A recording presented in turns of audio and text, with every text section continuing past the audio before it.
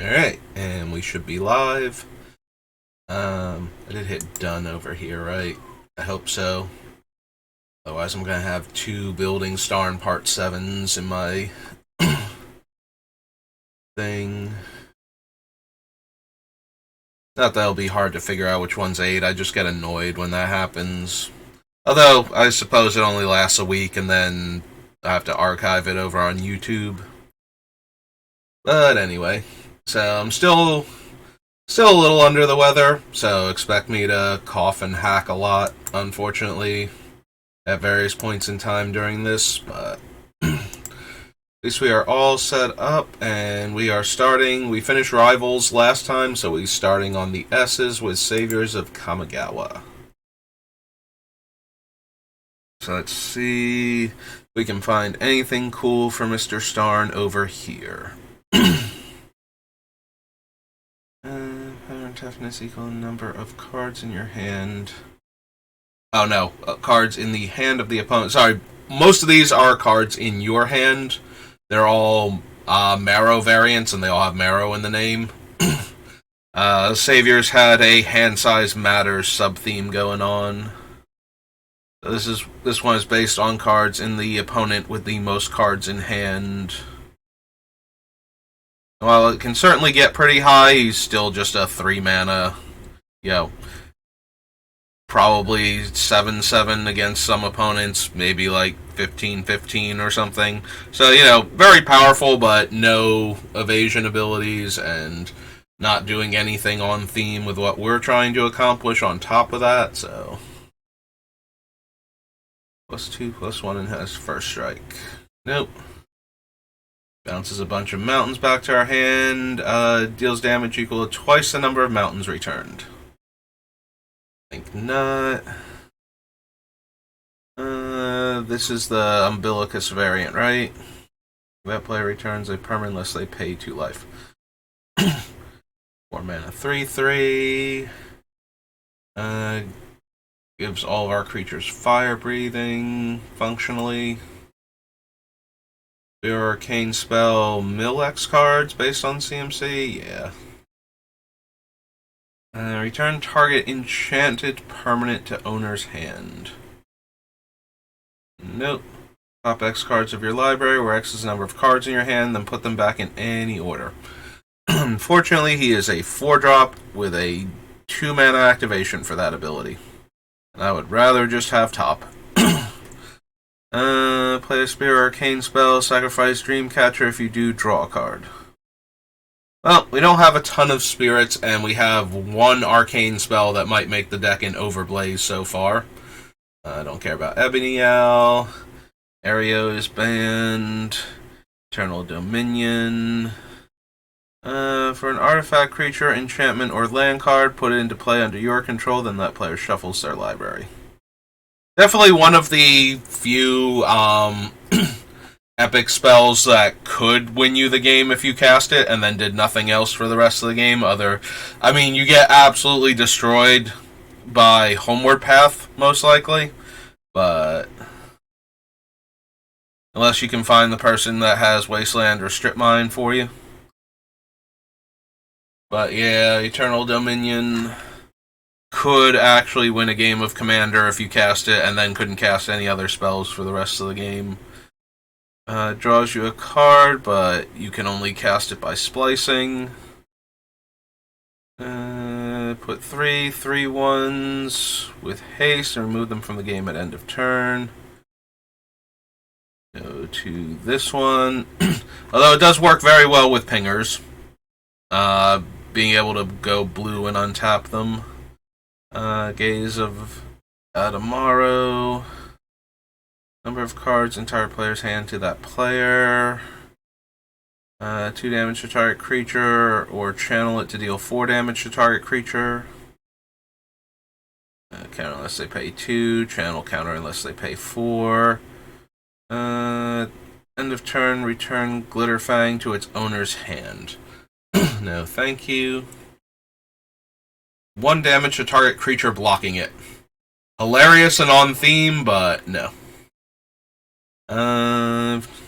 So 10 life, yeah, it's Can't block. When it's put into the graveyard from play, return it to the battlefield flipped. Creatures you control get +2/+2, have flying, and fire breathing. Think so. Draw 3 cards, discard 3 cards at end of turn. Actually, maybe?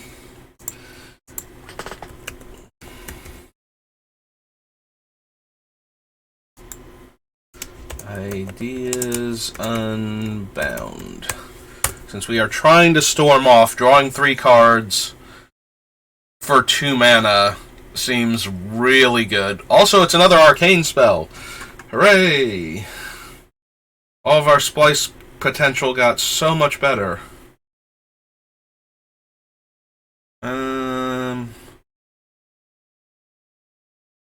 4 mana to add red based on the number of cards in our hand. Probably not still. Like, I've been avoiding rituals in general, and I don't think that Inner Fire is going to make the cut either because of that.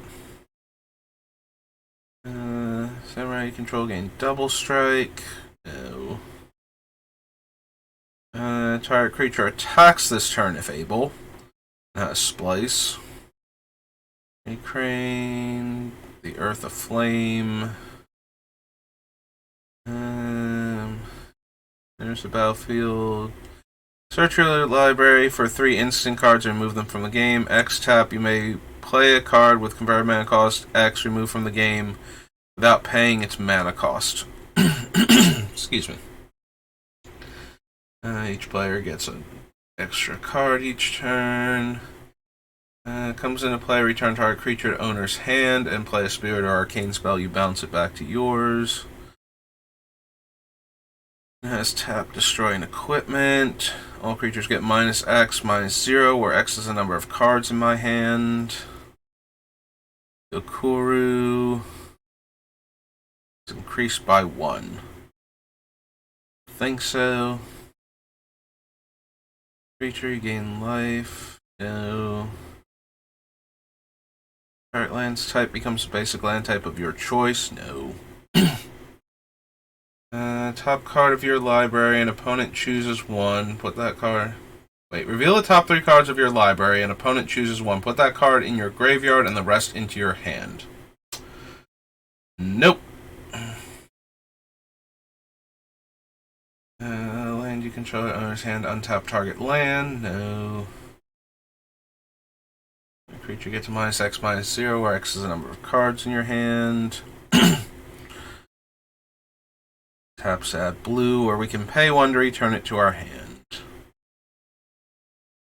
Only to a creature of power 3 or greater. Equipped creature gets +3/+0.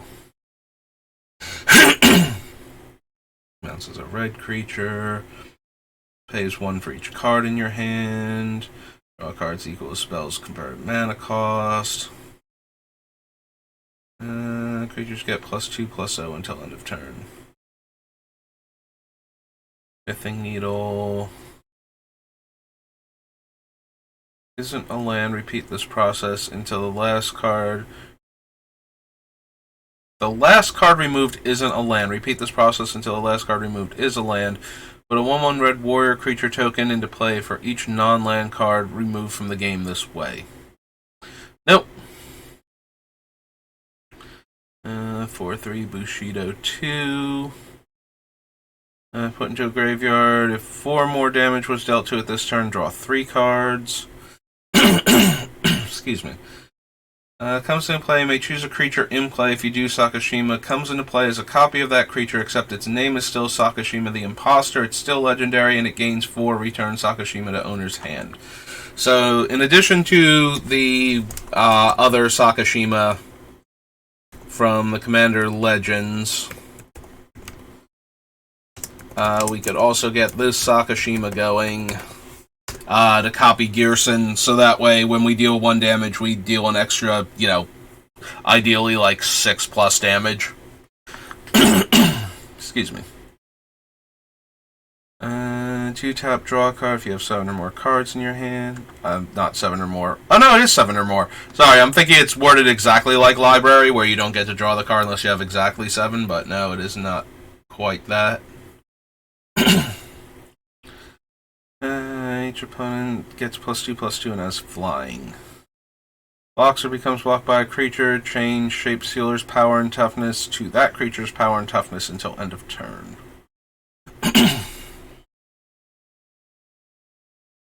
Huh. I forgot there was a arcane version of political trickery. I knew it was going to take me a bit to remember the name of it.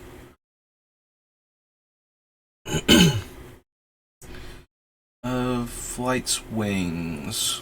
Gives the creature flying. Red, discard to give the creature haste.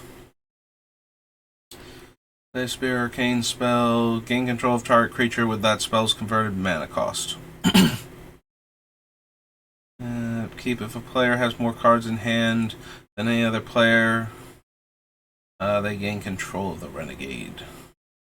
+X+O, where X is the number of cards in your hand. Equal to the number of cards in your hand, and 4, return a land you control to owner's hand, draw a card, and it has flying. Gains flying, prevent all combat damage. Deals damage to target creature or player equal to the number of cards in your hand. No. Nope. Player sacrifices a land for each card in your hand. No. Increase by 2. Return a blue creature to owner's hand. No. Alright, instant or sorcery spell. Dying Flame. X+0, where X is its power. Sacrifice blood and wine at end of turn. And comes into play, destroy an artifact. Play a Spirit Arcane spell bouncer. Okay, so we got 2 cards out of Saviors. So good job, Saviors, for actually having cards worth considering. On to Scars of Mirrodin.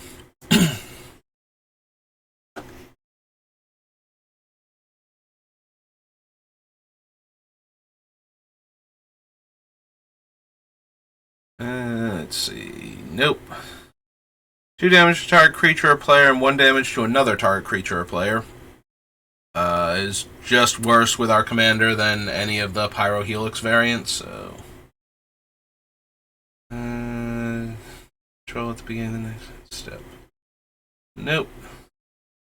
No. Gains double strike. No. +4/-1. 2 damage to target creature or player. Flying in first strike. If you control 3 or more artifacts, +3/+3 in haste. 4 damage if it has 4 or more power. Doesn't untap. Our opponent reveals the top card of their library. Eruption deals damage equal to the real card's converted mana cost to that player and each creature they control. If a land card is revealed in this way, return Eruption to owner's hand. No, no, no, no, no. Nope. No. No. No to the axe. No to these guys. No to disperse. That thing. Block an additional creature. No. Whenever you cast an artifact spell, you may pay 1. If you do, Embersmith deals 1 damage to target creature or player. I don't think we're casting enough artifact spells. I don't think. But we have a bunch of similar cards, so I guess we want to have him on the list just in case I wind up with more artifacts than I think I will. Yeah, if it was whenever an artifact comes into play, we could pay 1. We could do some silly things with him, especially with treasure tokens. Artifact, Carnivore gets +3 power, attacks each turn if able, gives flying, can pay blue to draw a card. No to Galvanic. +2/+0 for each equipment. No.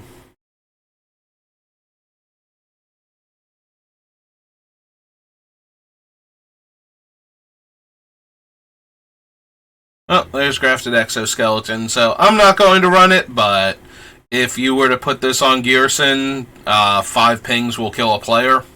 So there it is. There's your easy win infect card for a commander that deals damage without having to get through. As I lean back in the creaky chair.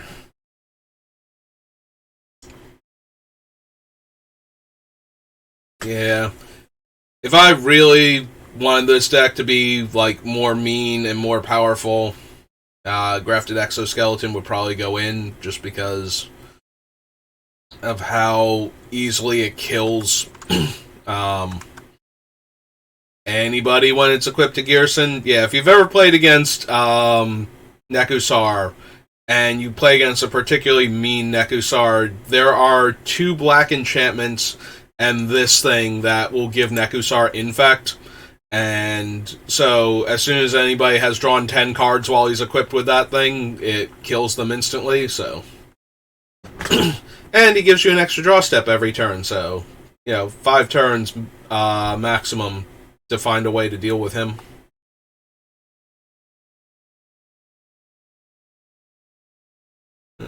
Tap, deal 2 damage to target creature or player. No.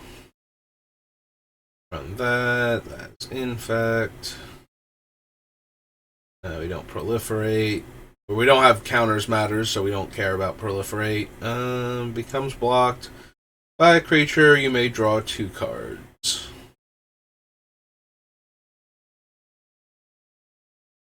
Well, I do like Koth's ultimate. I'm not gonna lie. Has to live 2 turn cycles for that to work. Also, we can use him as a mana source. On the turn we're storming off. Alright, we'll add him. Koth of the Hammer. A Forge Master, no. Phoenix, no. Sacrifice an artifact, make 3 goblins. No, no. No. Enters the battlefield if you control 3 or more artifact creature. Or not 3 or more artifact creature. Wow. Metalcraft. 3 or more artifacts. Return target creature to owner's hand. Lux Cannon, no. Plus 2 damage to its controller. Memnite. I don't think we have any combos with Memnite. Yeah, just as a 0-drop creature that we can cast. Excuse me, with 1 power. So it would count for all the other things. It would be an artifact spell cast, a colorless spell cast, and, just another spell cast for the storm cards.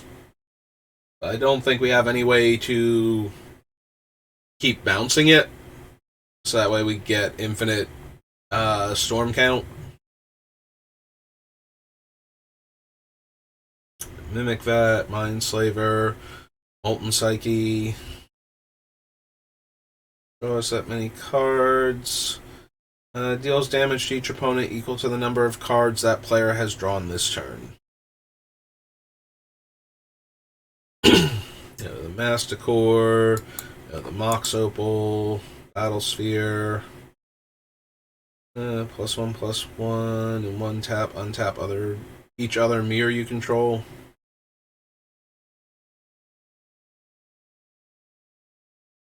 Tap, add 2, only cast mirror spells or activate mirror. Turn target mirror from your graveyard to your hand. Excuse me. Infect, no. It's unblockable. Enters the battlefield. Target creature is unblockable this turn. Return target creature to owner's hand. No. Death Mantle, no. Target equipment and opponent controls until end of turn and attach that. Do Gear Grabber. When you lose control of that equipment, unattach it. Spellbomb. Sacrifice an artifact, gains haste. There's a battlefield, destroy target artifact. Tap at 2. Makes the creature unable to block. This deals 2 damage. 1/4.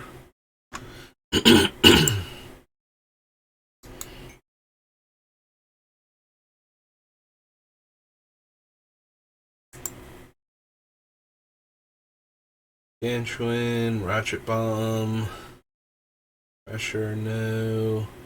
Cast an artifact spell, you may draw a card. If you do, discard a card. Nope. No. No. No. Unblockable if they control an artifact. Deals combat damage to a player if you control 3 or more. That player mills 4, so no. Spell and non-land cards. Spells you cast that share a card type with the exile card cost 2 less. I think we have too many instants and sorceries, so unless we can get, I don't think we have a split card that's both an instant and a sorcery, or an aftermath, or anything like that. So I don't think we can Semblance Anvil both types at the same time, unfortunately.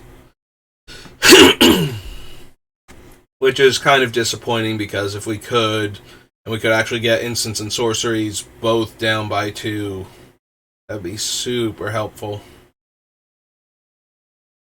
But since I don't think we have enough of either one to make that worth it. Alright, so he's 3 mana, deal 1 damage functionally. So it is a repeatable pinging effect, so I guess Spike Shot Elder.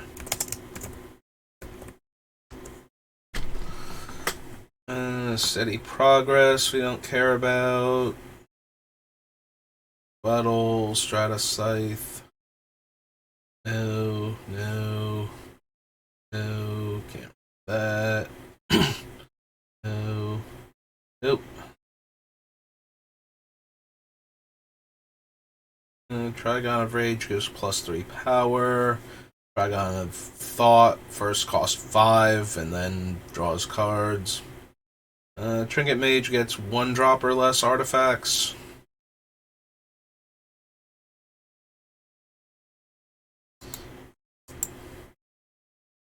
If that player had another land enter the battlefield under their control this turn, deals 3 damage to that player. Turn aside. Slag. Twisted Image. Switch target creature's power and toughness until end of turn and draw a card. So, half as much mana as the Inside Out one, or whatever it is, from Shadowmoor. Or Eventide. Alright. 1 mana cantrips. Skyward, can't run that. Tap to tap target artifact, creature, or land. No. Spencer's Journal, Volition Reigns. There's a battlefield, target creature gets +2 power. Sack it to deal 3 damage. And Wormcoil Engine. Okay. That was Scars.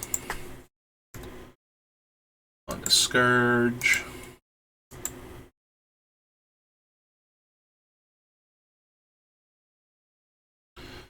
Draw a card, destroy a land. Whenever a creature's turn face up, this deals 1 damage to target creature or player. Well, we have no other morph creatures, so I'm going to go with no. There's Brain Freeze. We could win with Brain Freeze. If people don't have Eldrazi Titans, or Gaia's Blessing, or any of a dozen other things, that would technically save them from lethal Brain Freezes. Oops.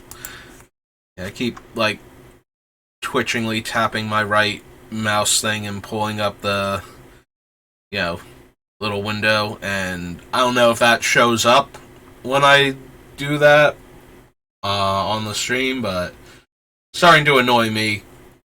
I just flex my fingers a little bit, maybe keep them from doing that. Mountain cycling, flying in pro green, turns all of our stuff into 5/5 dragons. Excuse me. Cycles to destroy all lands. Cycles to counter a spell.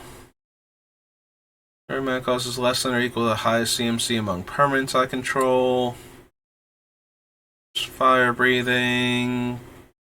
Wheels when it deals. Dragon Tyrant. Dragon Wings.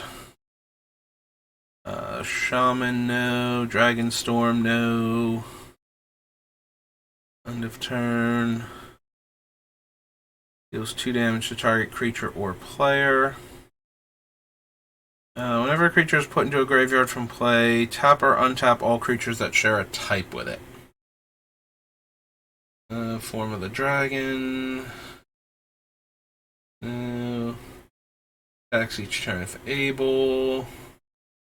Attacks or blocks, flip a coin. If you lose the flip, the next time it would deal combat damage, it deals that damage to you instead. The number of goblins you control. No. Spell or abilities put onto the stack. Reselect the target at random if it has a single target. Unless its controller pays 2. Library. Shuffle your library and put that card third from the top.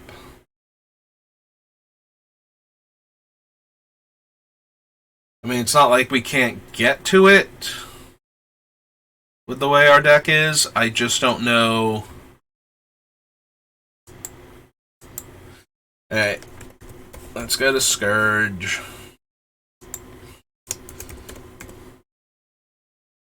Long-term plans. Mercurial Kite deals combat damage to a creature. Tap that creature. Put target permanent opponent controls on top of its owner's library. That opponent may put an artifact, creature, enchantment, or land card from their hand into play.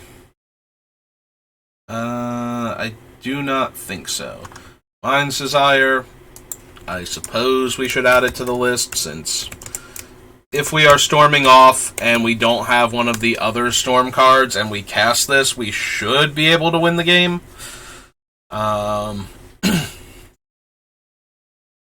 Like, yes, it can brick multiple times and we wind up not getting enough spells, but given the number of cards that we have that deal extra damage from us, you know, whenever you do X, untap this and it taps to deal a damage. If we get enough spells to cast that trigger them, we can win anyway, or at least, you know, eliminate a player or two from the game. Guided Rage. Creature spells that share a creature type with Mistform Warchief cost 1 less to play, and you can tap it to make it any creature type.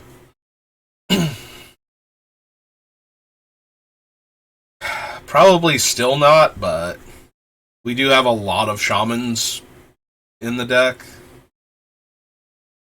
Parallel Thoughts comes into play. Search your library for 7 cards. If you would draw a card, you may instead put the top card of the pile into your hand.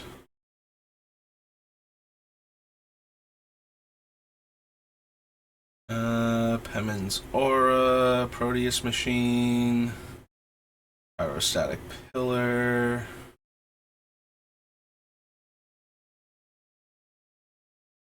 Morph, no. Player removes the top 10 cards of their library from the game. Turn face up, discard 2 cards from your hand, then draw 3.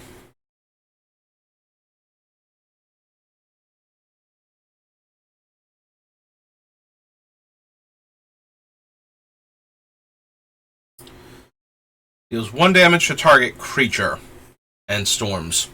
I genuinely forgot this one existed. Excuse me.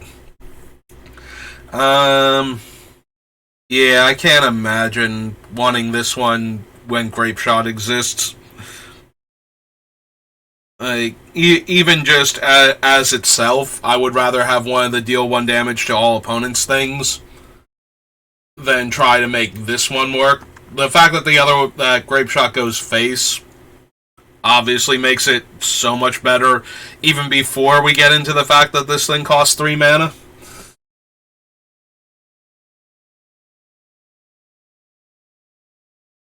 Yeah, no, if we are storming off, this is not the card I want to storm with. I want to win the game once we're storming. And when we're not storming, I want the spell to be, efficient and good at what it's doing. Either drawing me cards or dealing damage to a lot of things. Like, I would rather have basically any of the other deal a damage cards that we have right now than that one.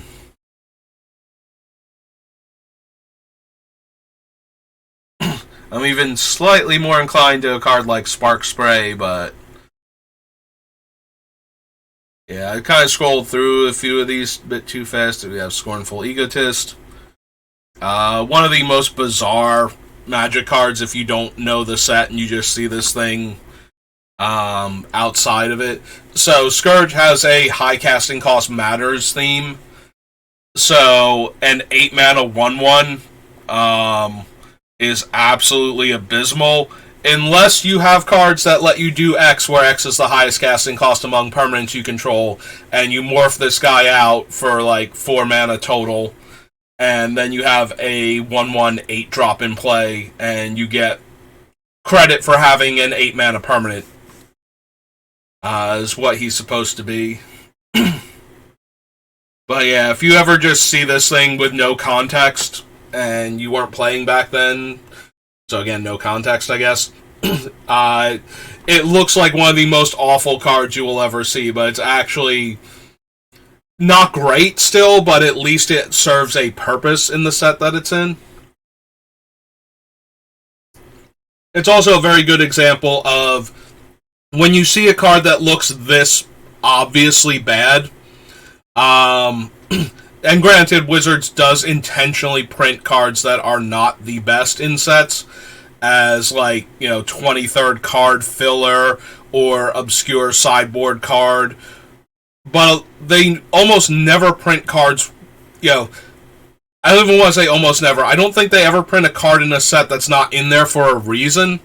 It's just sometimes the reason is, it doesn't serve the purpose it was intended to, is what will happen a lot of the time.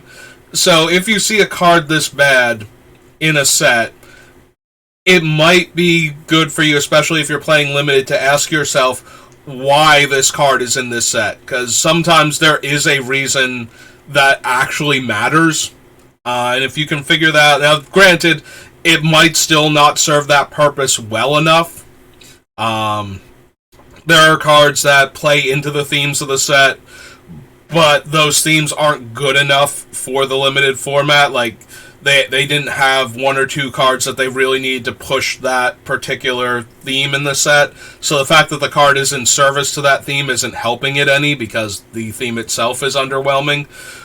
But yeah, there is always a reason why they put the card in the set, and if you can figure out the reason behind why the card is in the set, you'll know when you should be interested in using it, when you should try it early on in the set. If you wind up putting together the deck and you see a card that would work with the strategy, if you have a bunch of cards that care about how high the casting costs of the things in your deck are, and you pick up Scornful Egotist, he will power up your thing. There's a red one that deals damage based on that. So being able to cast that 5-drop, I think it's a 5-drop sorcery or something. It's like Dragon's Fire or something. Might have even passed it. I don't think so though, but I would have gone right over it because it's not something we're interested in. Yeah, it might be below Scornful Egotist. But yeah, you get those two together, and all of a sudden you actually have a way to make your 5-mana spell deal 8 damage to your opponent, and that's a Lava Axe that's way more interesting to me than, actual Lava Axe, when it's almost half your opponent's starting life total for the same casting cost. And I believe the one that I'm thinking of can go face also.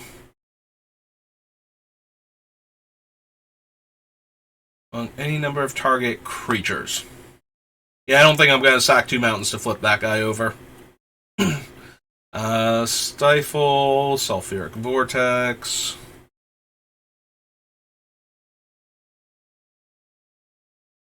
Temporal Fissure. Torrent of Flame. Or Torrent of Fire, rather, that's the one. Deals damage equal to the highest converted mana cost among permanents you control to target creature or player. So yeah, 5-drop sorcery. Not at its best, but being able to deal 8 damage to your opponent or to their giant dragon at least gives you something you can be doing against like their larger threats with your red burn spells. So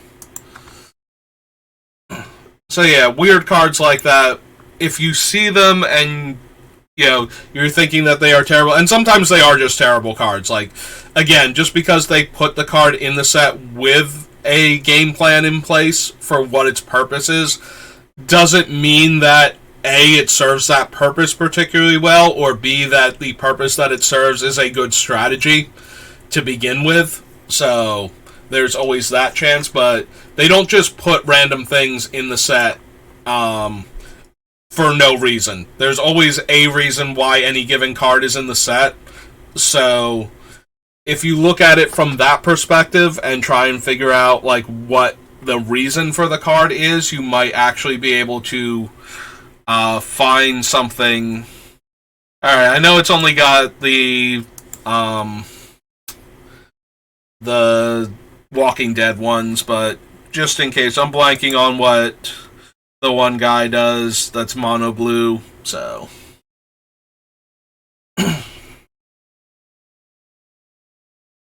Darkbound, Conswings, Darksteel, Dig Through Time, Frost Titan. I don't think there's a mono red or red blue character from The Walking Dead, but there is the one that's mono blue, and I forget exactly what he does.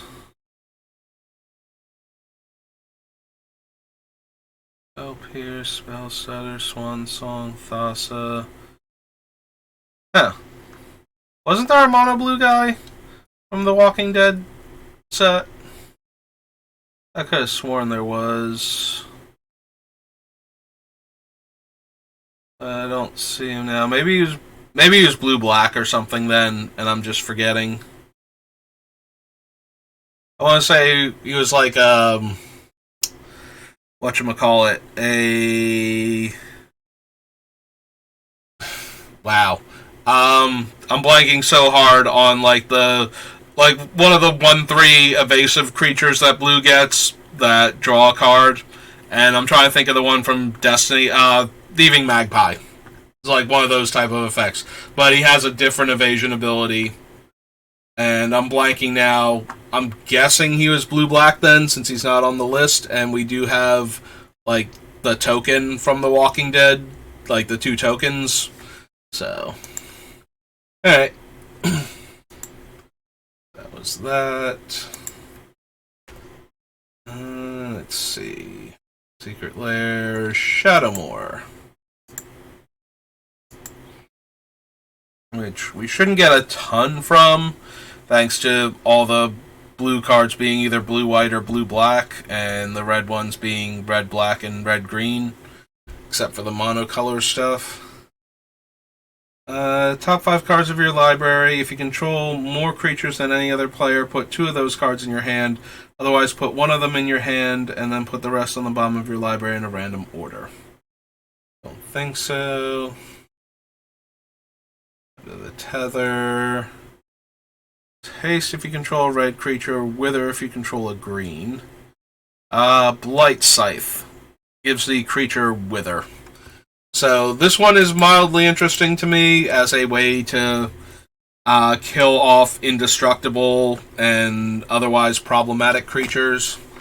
So I am at least interested in trying to get this into the deck. I don't know if we'll have room.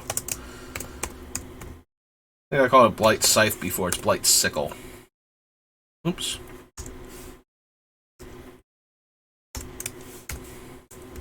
There we go.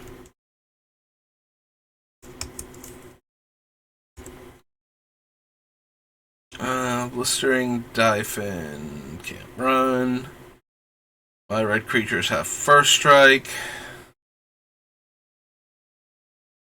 I do like the idea of my team having first strike and or double strike, just because that would allow them to deal the 3 damage before the other creatures do. It makes them that much harder to block effectively. I don't know if he's going to be good enough, if enough of our little creatures are going to be red specifically. Like, we have a bunch of artifacts and blue creatures also in the 1/1 token department, so.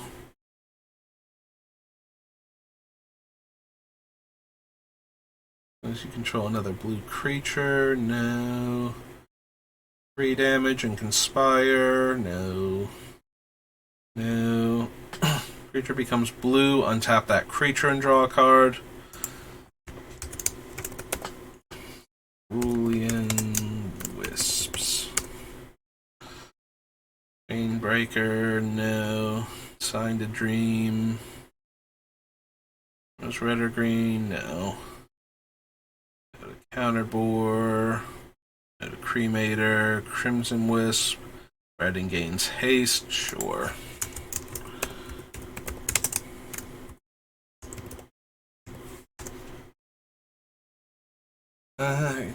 Counter target instant or sorcery unless its controller pays 1. Blue creatures you control are unblockable.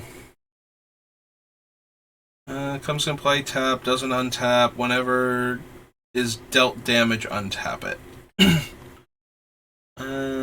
Player plays a blue spell and may pay 1. If you do, target player puts the top 2 cards of their library into their graveyard. Nope. Enchanted creature has tap.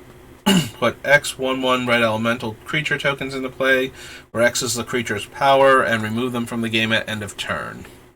Yeah, most of our guys are intentionally 1 power, so Mastery is highly unlikely. Like, it's most likely to wind up on Ghyrson himself and make 3 1/1s, and I don't think that's anywhere near good enough.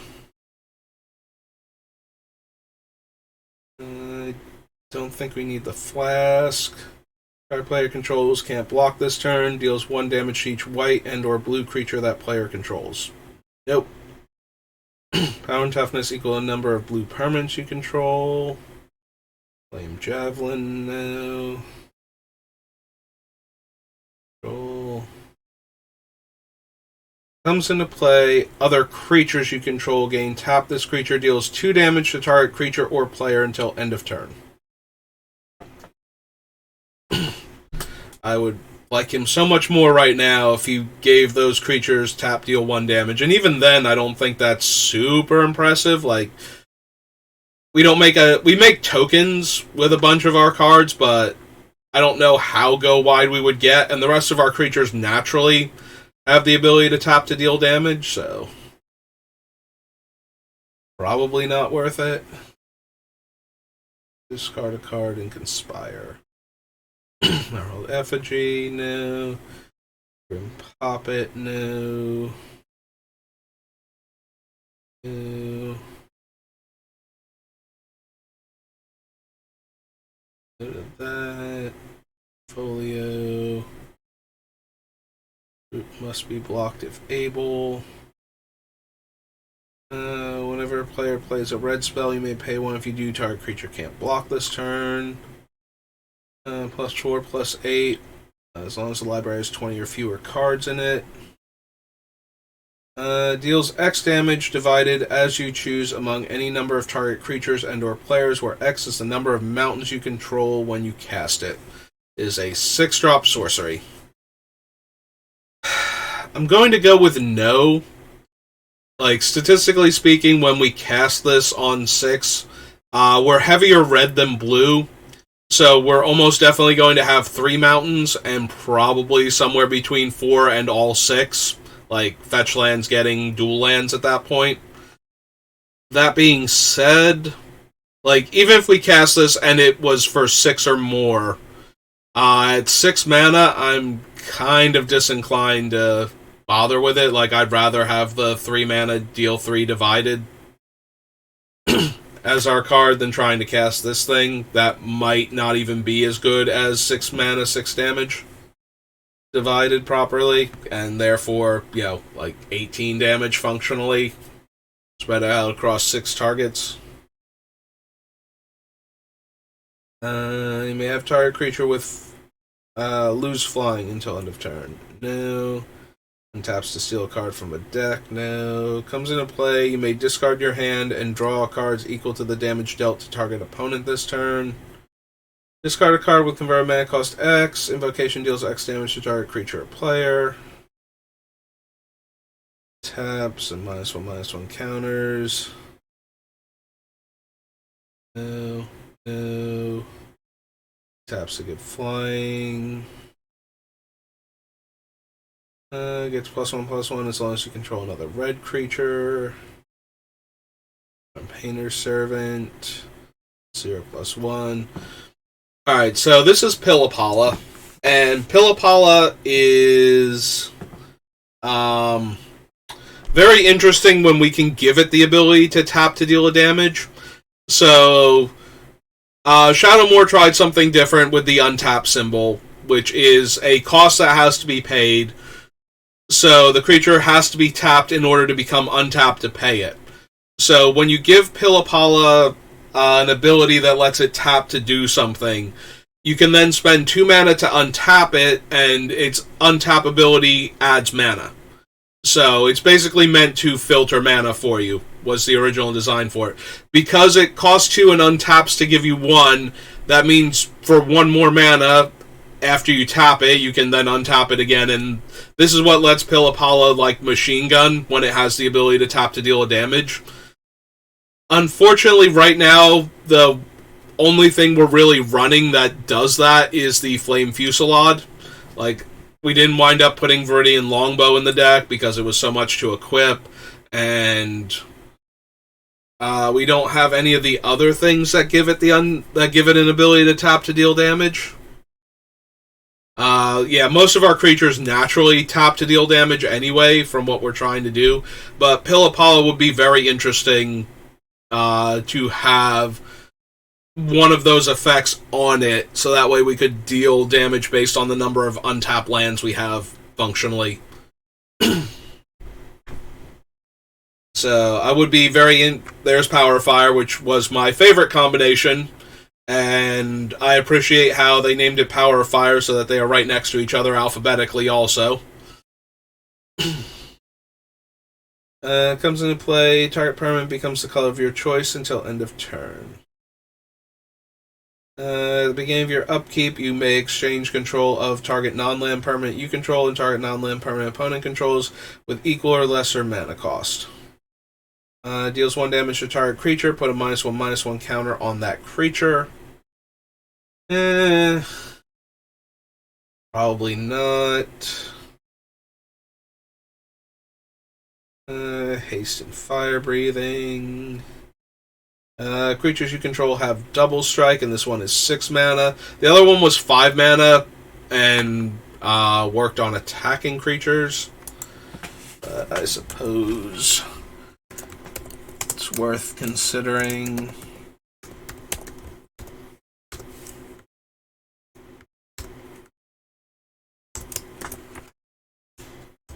Alright.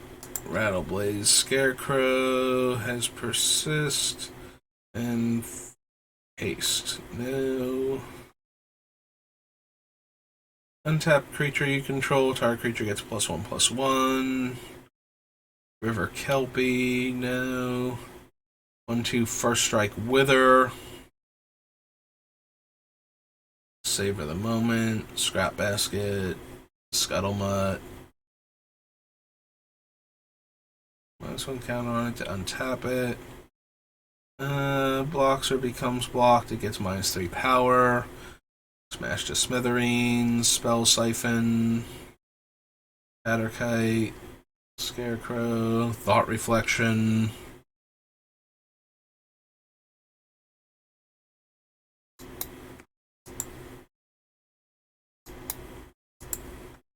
So, Umbral Mantle is, I think I called it Umbral. Oh no, it is Umbral, not Umbra. Umbral Mantle, for 3 mana lets us untap the creature that it's equipped to give that creature +2/+2.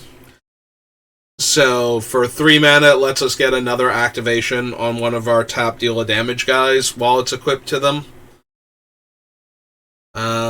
Obviously way worse than Pillapala, but they kind of knew that giving the untap ability to a creature needed to have like a higher mana cost to activate it, lest it wind up on a creature that taps for, like one of the elves that can tap for mana based on the number of elves that you have. They needed that to really require that you have a lot of elves already and it be producing a large amount of mana before letting it go infinite, so that way people wouldn't be super interested in trying to do that.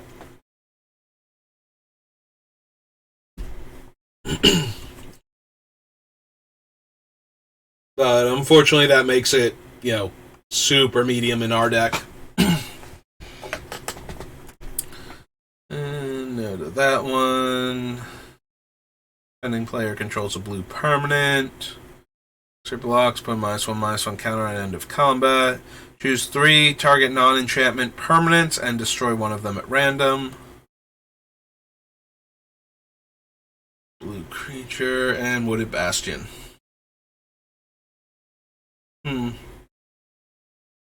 So it's kind of weird. I don't remember seeing a creature that you could put a -1/-1 counter on it to untap it in either this set or Eventide.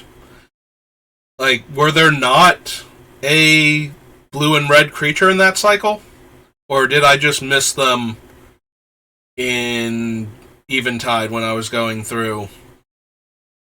Because I don't remember actually seeing either of them. Like, either one, like one for either of the 2 colors. And I was kind of curious what, like, those 2 cards in the cycle were. Because I thought it was a cycle, so maybe it was an Eventide and I just kind of wasn't thinking about it at the time and glossed over them. But I'm pretty sure they were supposed to be in this set, in Shadowmoor.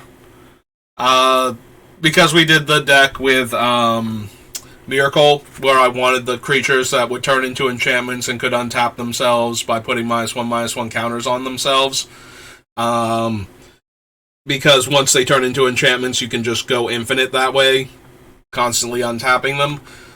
So I was wondering what the blue and red ones were, because you can't use them in that deck because of the colors. And apparently they don't exist, and that's kind of throwing me. Like, at first I just assumed I couldn't remember what they were, but now there don't seem to be any, and I could have sworn that there were, and I just assumed I was forgetting what they do. Like, I was expecting there to be a red one that deals damage that might have gone into this deck, so...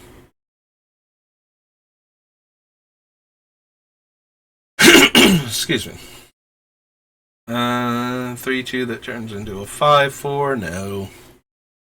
3 in first strike. Can't run her because she's white on the front. This would be interesting if we could cast it for the Madness. But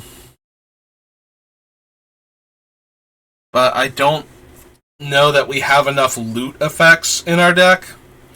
Obviously, if we can cast it for the loot effect, we can deal X damage divided as we choose. And the baseline is a sorcery speed Pyro Helix.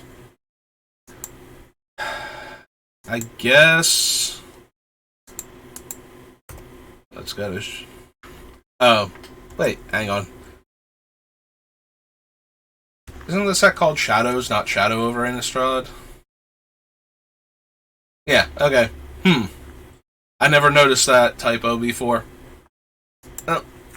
In the meantime, Avacyn's Judgment.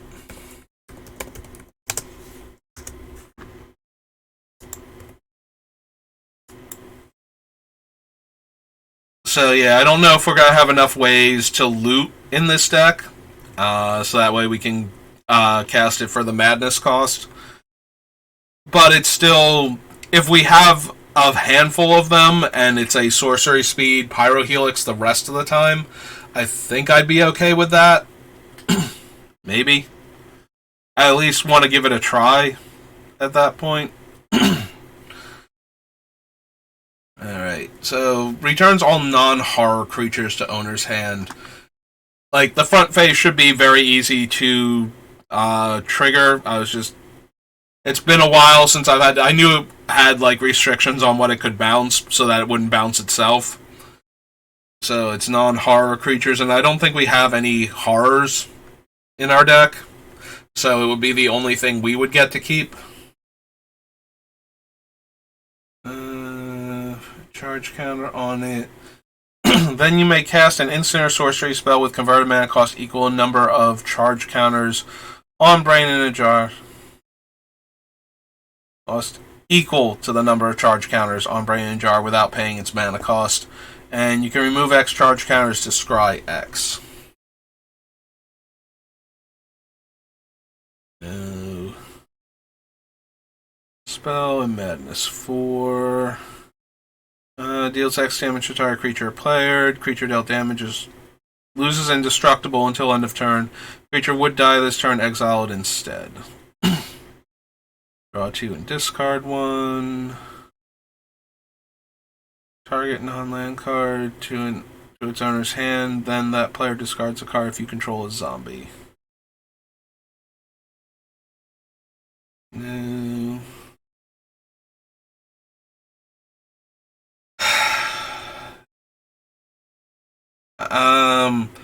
So there are a lot of cards that make devil tokens that are almost okay, and at 4 mana at instant speed, I don't think Dance with the Devils is going to be one of them.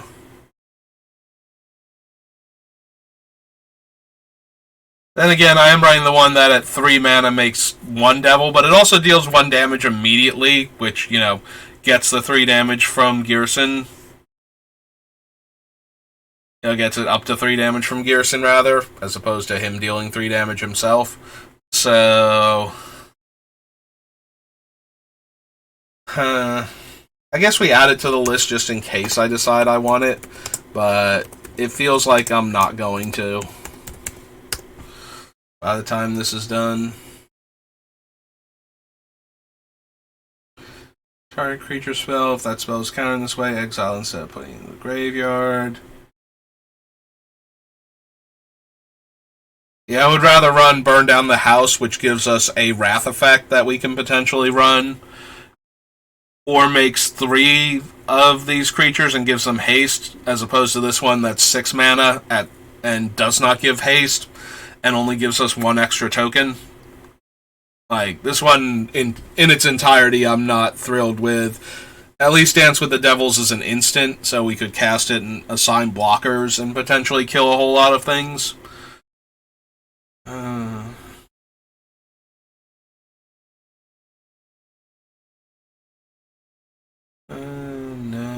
No, can't run that.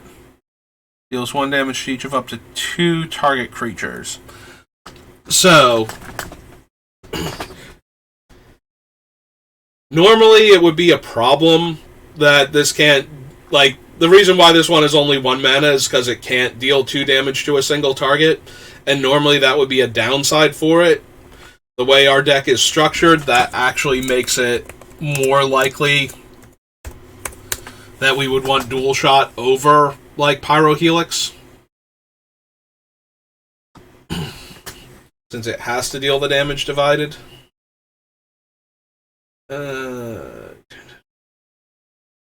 All creatures with toughness less than or equal in number of islands you control. Don't think so. Top X+1 of your library and separate them into 2 piles. Opponent chooses one of those piles, put that pile in your hand, and the other one in your graveyard. Nope. Investigates an additional time. Go to that one. Think so. Madness. Beginning of each player's end step, that player draws a card. If that player is your opponent and has 4 more cards in their hand, Fevered Vision deals 2 damage to them. 3 damage to target creature or player. Whenever a source an opponent controls deals damage to you or a permanent you control, you may have Flameblade Angel deal 1 damage to that source's controller.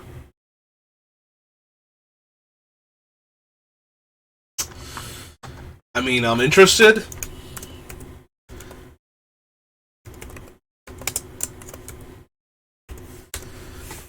Oh no, you dealt me 1 with your 1/1 attacker. I guess I'll deal you 3 now.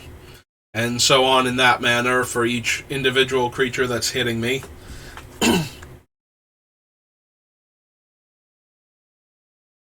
Investigate when you sacrifice a clue, makes a player mill 3. At the end of your upkeep, you may discard all the cards in your hand and draw that many cards. 2/1 Skulk. No. No. 2 damage to target creature or player. Exile this from your graveyard. Copy target instant or sorcery spell you control. You may choose new targets. Probably not.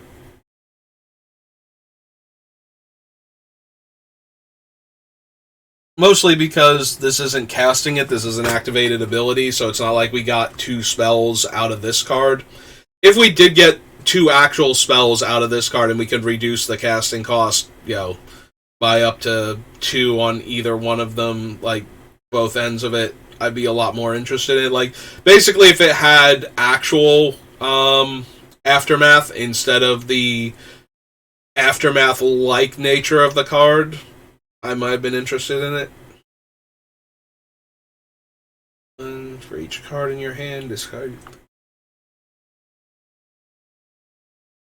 Return Geralf's Masterpiece from the graveyard to the battlefield tapped.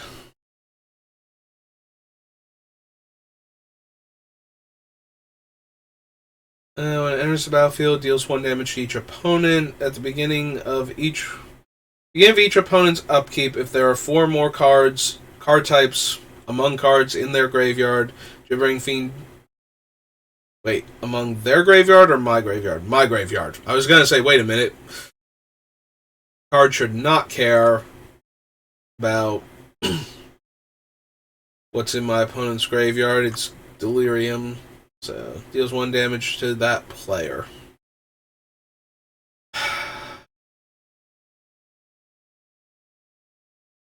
I'm trying to think, like, how easily we're going to be able to get Delirium. Barring Graveyard Hate. Since I do run fetch lands, like, all of the fetch lands I can. Fetch land, so instants and sorceries naturally going to the graveyard, so then it's just a matter of if one of my creatures dies. We should be able to trigger him consistently. Obviously, he's not going in the Storm version of the deck, but he might go in if I do the pinging only version of the deck, where I don't really care about Storm. Sorcery from your hand, you may cast target card with the same name as that spell from your graveyard. Nope.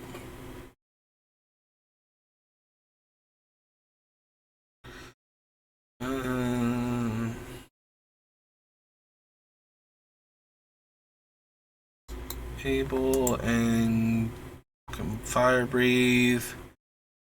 Instant Madness. Target creature deals damage to itself equal to its power. Menace, discard a card, sacrifice it, and draw a card.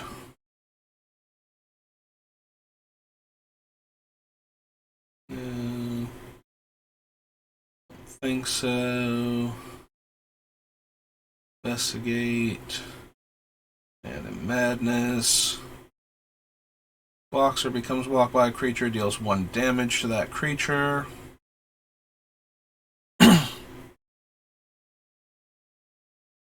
Haste and Rummage. Creatures without flying can't block this turn. Magnifying Glass. Malevolent Whispers. Max Scribe.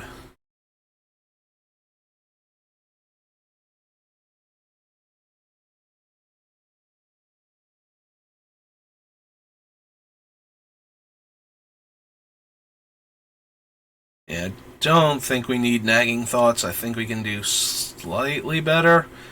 Are we doing slightly better? I feel like I also might have possibly added a card that is technically just a worse version of this.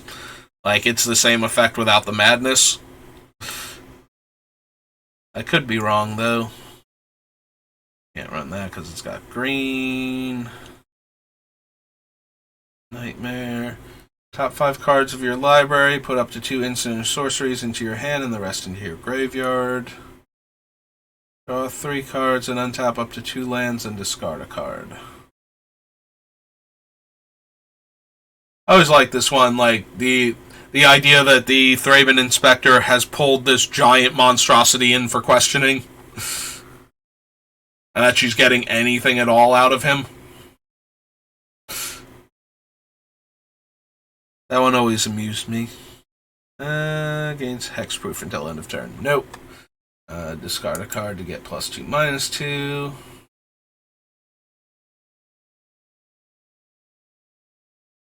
Player draws and then discards. 5 damage. 2/1 in trample. Prowess, first strike, and delirium. And a 1/3. +2/2. Can't attack unless you've cast a non-creature spell. 5 flyers, Sin Prodder. Opponent may have you put that card into your graveyard. If that player does, Sin Prodder deals damage to that player equal that card's converted mana cost. Otherwise, put that card in your hand. Don't think so.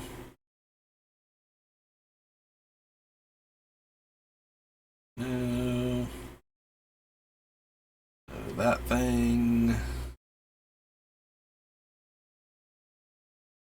Flash, +3/+0 first strike. Startled Awake. First strike. There's the battlefield tapped. Discard 2 cards to return it from the graveyard to the battlefield tapped. 3/3 flash flying. Artifact or land and deal 2 damage to that permanent's controller. Cameo's Journal, Thing in the Ice, Fermenting Voice, Sinner Sorcery Investigate, +1/+1 and Double Strike.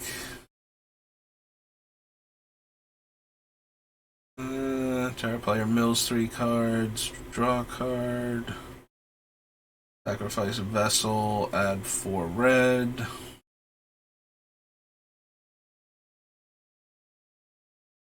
Village Messenger. Aldaran Duelist. The Fold now. Vicar Witch. Scarecrow. Tax, you may pay red 1, discard a card. If you do, deals damage to target creature or planeswalker equal to that discarded card's mana cost. So no. Alright. We got a couple interesting cards that most of which probably won't make it into the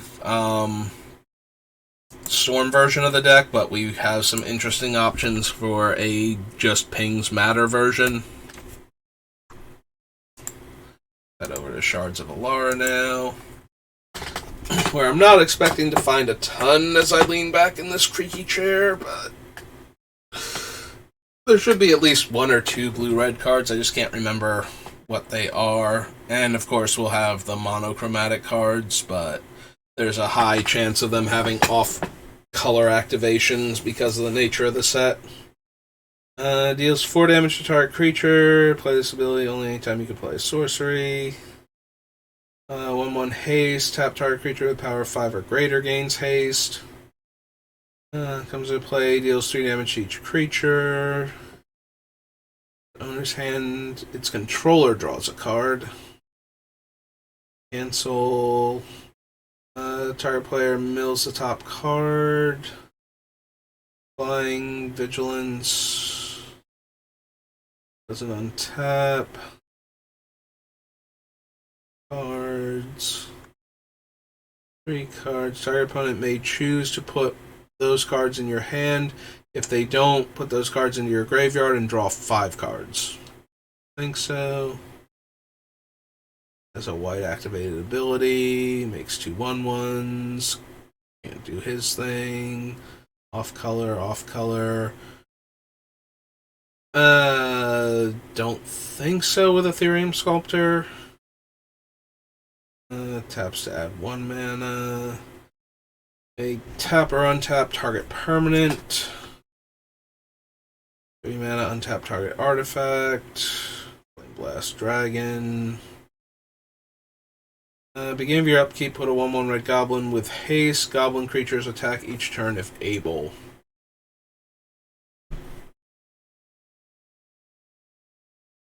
Probably don't need that. Like, weird red bitter blossom type thing where I'm making a token every turn, but it has to attack instead of dealing me the damage. When another creature is put into a graveyard from play, you may have Hissing Iguanar deal 1 damage to target player. Well,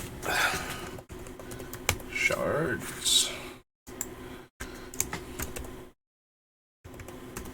Hissing Iguanar. Curable Ogre is a 5/1, 2/1. Use it. No, no, no. Nope. Nope. No. Opponent plays a spell that player mills to. Players can't search libraries. Obelisks. 2 Exalted. Predator Dragon. Can't run that thing. No, no. Resounding cards. Cycling. 1/1 first strike, and whenever a creature is put into the graveyard, it gets a 1/1 counter. +1/+0. Whenever an artifact creature you control deals combat damage to a player, make a 1/1 blue Thopter artifact creature token. Skeletonize. Skill Borrower. On the top card of your library is an artifact or creature. Skill Borrower has the activated abilities of that card. But again, not the triggered one, so it wouldn't be able to untap repeatedly. Nope. 1 and has cycling. No, no. Oh, there's a blue-red spell. Change the target of target spell with a single target. I don't think we need Tezzeret. That has green. Power 3. Shroud. Discard a card. Regenerate via Sheen of Skeletons. Creatures put into a graveyard from play. You may have Vicious Shadows deal damage to target player equal to the number of cards in that player's hand. Okay. Vithian Stinger has tap to deal 1 damage to target creature or player and has Unearth. Probably not. Destroy target artifact or land and has cycling, and whenever a creature with power 5 or greater deals 5 damage to target creature or player. Yep, didn't think so. Alright, so that was Shards. Shards is signature, game day. Game day and store championship. I'm pretty sure I had something to say about the last time I noticed those two, but every time I do, it's just like, really? We needed this. This was a thing with that we needed their own dedicated spot. We can't have like a single thing that is promo cards and keeps track of the different artworks and whatnot. Alright. 7 damage to target creature or player. No. Destroy all creatures and lands.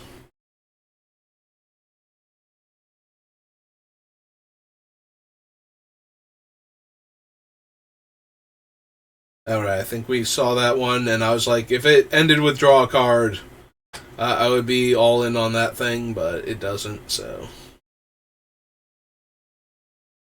Or Goblin Mountaineer. Settler, which is one of the unique cards from this set. Lightning, Last Chance, Lava Axe, Mana War. Discard a card, no. Piracy, no. Aging Goblin.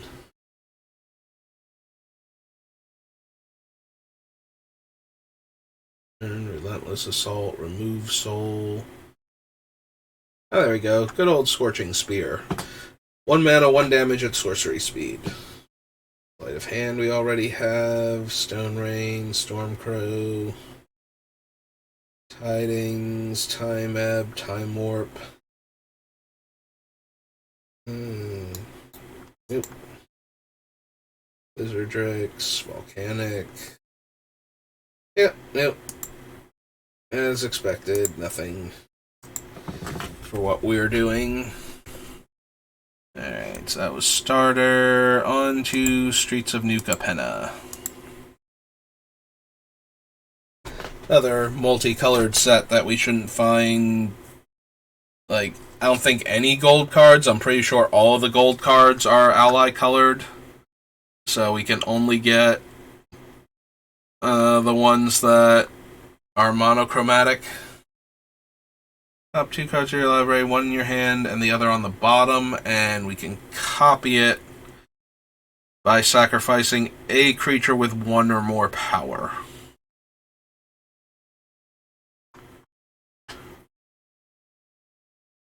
Maybe.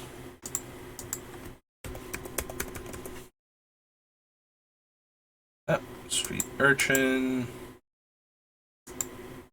Do I just have it listed as New Capenna then? Yep, that's what happened. Hey, little chat. Seeing Arbiter. When it enters the battlefield or attacks, draw 2, then discard 1. Discard a card, target creature gets -X until end of turn, where X is the number of different mana values among cards in your graveyard. Controller makes 2 treasure. Arcane Bombardment. Whenever you cast your first instant or sorcery spell each turn, exile an instant or sorcery card at random from your graveyard, then copy each card exiled with Arcane Bombardment. You may cast any number of the copies without paying their mana cost.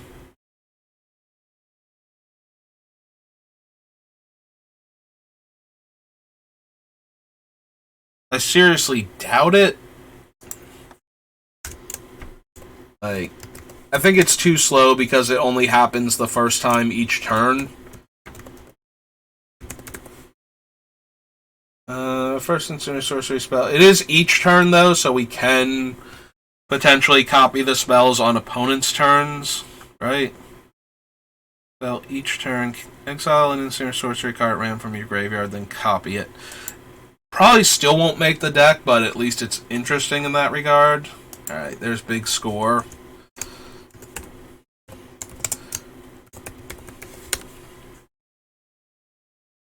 Which we knew we were going to be interested in. Broker's Veteran.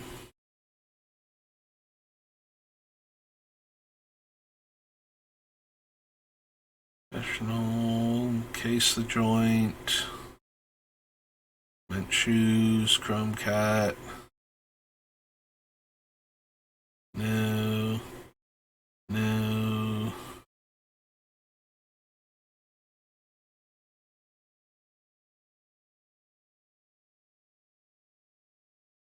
Yeah, I don't think Errant is... Like, we do have a bunch of copy effects going on, so she would be able to copy things. Like, so, spell that you didn't spend mana on, or that wasn't cast, rather. So, anytime you copy a spell where you don't cast the copy, you just create a copy of it on the stack, are things that she can target. So, obviously, the casualty cards work with her, but also any of our other copying effects can potentially do it. That being said, I don't think she's good enough for this deck.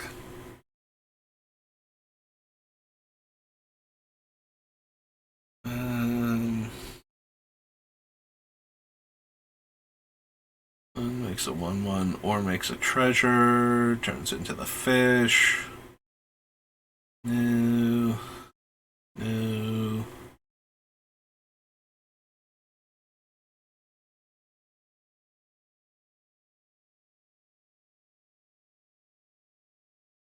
Think so. Jaxus, another Ledger Shredder.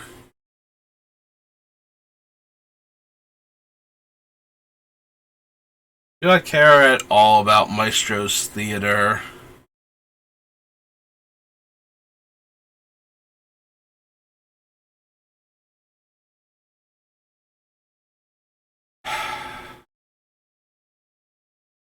Mountain card. I can get the non-basics. And... I'm just wondering how many cards... I suppose if I'm going to be running the future sight and whatnot, then I want more deck manipulation. So, yes.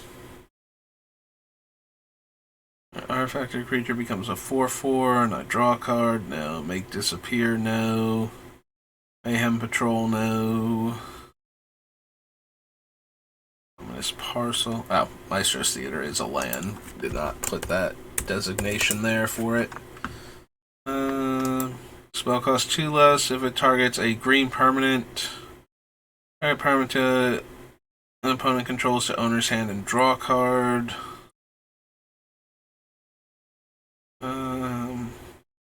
Treasure. Don't think so. Don't think we need the Pugilist either.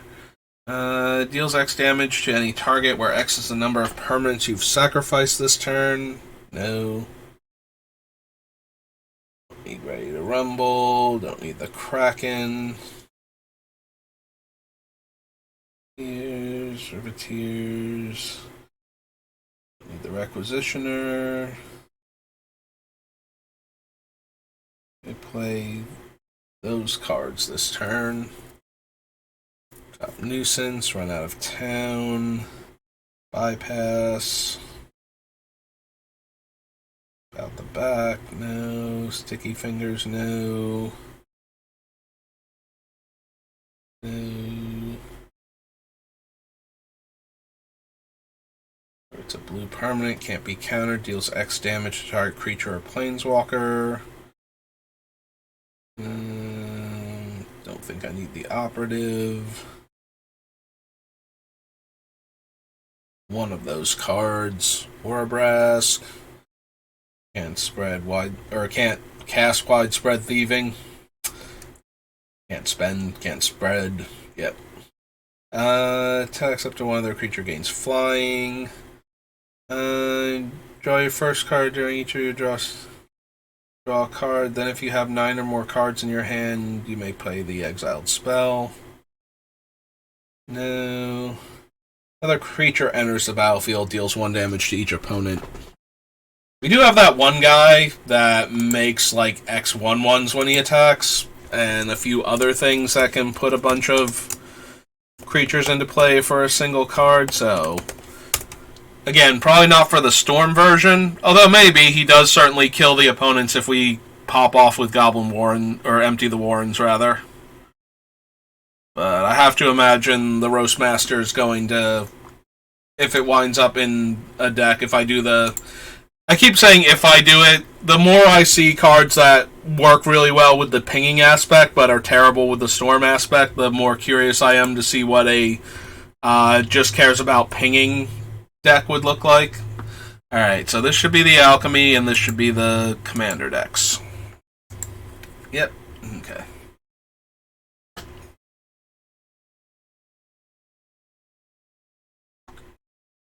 Arcane Sanctum, Arcane Signet, Ash Barrens, Casualty 2, the owner of target non-enchantment permanent shuffles. Oh, right, it's a thing that double chaos warps. Flying attacks, choose a counter on a permanent you control, put a counter of that kind on a target permanent you control if it doesn't have a counter of that kind on it.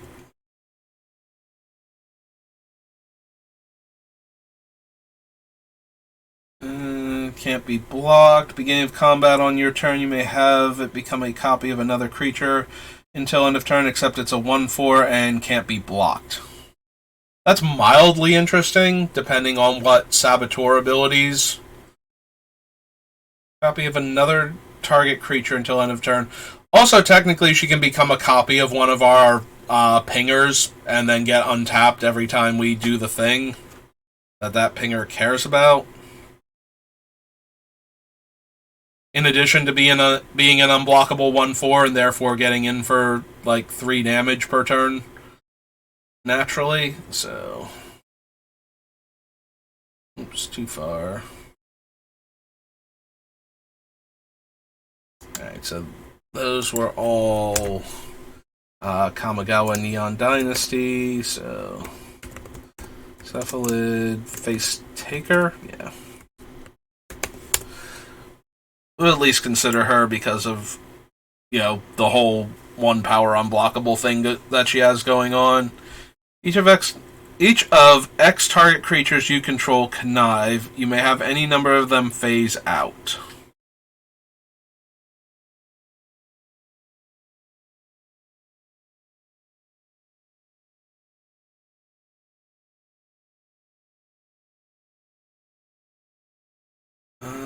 Whenever you cast an instant or sorcery spell from your hand, manifest the top card of your library. Whenever a face-down creature you control dies, exile it. If it's an instant or sorcery, you may cast that card until the end of your next turn. Nope. Exile that card from your graveyard. 2-tap, draw a card, then discard. Put a card exile with a currency counter on it into your graveyard. If it's a land card, create a treasure. If it's a non-land, make a 2/2 black rogue. Combat on your turn, populate. The token created this way gains haste. Sacrifice it at the beginning of the next end step.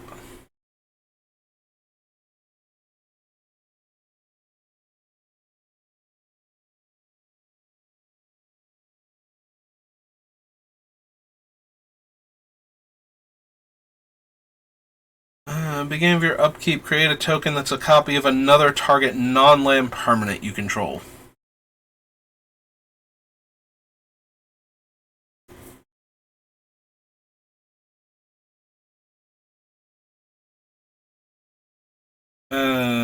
I always like this card because, the obvious, oh hey, I get to make token copies of, the absurd permanents that I'm already casting.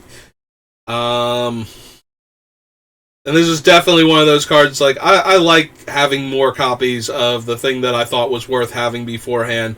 And you invest the 6 mana, and then if it doesn't die, you just get to keep doing this every turn. Until all of your stuff explodes because, it has to. Otherwise, you would win the game. This is one of those cards I more want to put it in because I'd like to play with it. And then we'll wind up cutting it because we want the cards that we would have it copy first. Is the problem.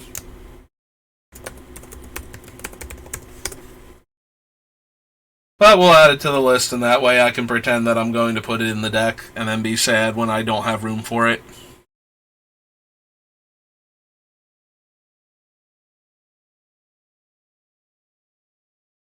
Exile target instant or sorcery card from an opponent's graveyard, copy that card.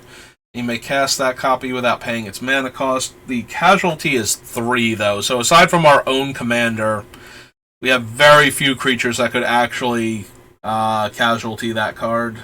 Also, it has to be from the opponent's graveyard, so probably not. Identity Thief. In Too Deep.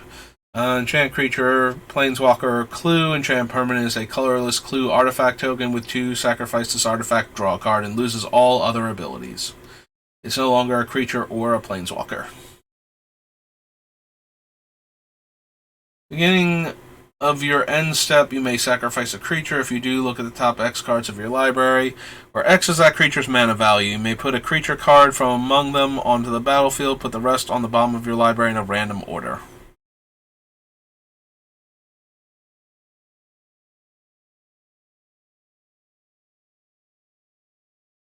Yeah, I don't think any of our creatures are expensive enough that I'm even remotely interested in trying to do that, so...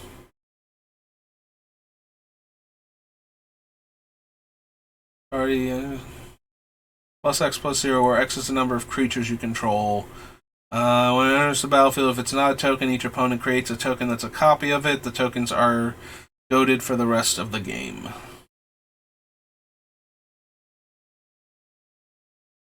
Equipped creature deals combat damage to a player, connives X, where X is the amount of damage it dealt to that player. Attacks, exile the top card of each player's library. You may play those cards this turn. You may spend mana as though it were mana of any color to cast those cards, and it has Blitz for 3 mana.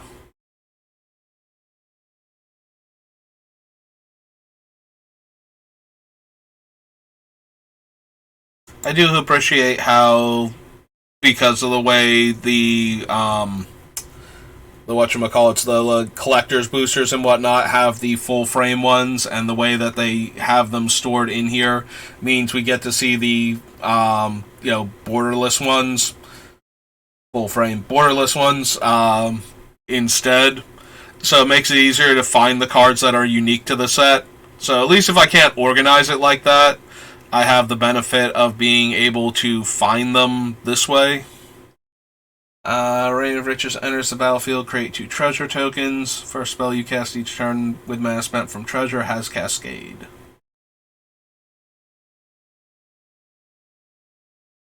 Whenever another creature enters the battlefield under your control, create a treasure token if this is the first or second time this ability is resolved this turn. Otherwise, you may pay X. When you do, deals X damage to any target.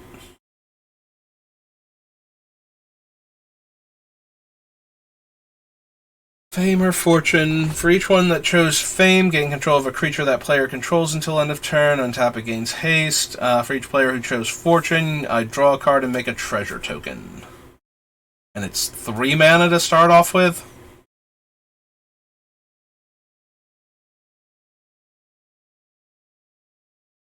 I don't think I have a way to punish players for choosing Fame, though, is the problem. And if they don't have a creature, I'm pretty sure they can choose Fame if they don't have a creature. There's nothing... There's no FAQ for the card, so I'm going to assume then that they can choose Fame if they don't have a creature. So I imagine most players will just give us one of their creatures until end of turn because we're not threatening to sacrifice it to anything. We only have like a little chat right now in our deck that would even let us sacrifice a creature.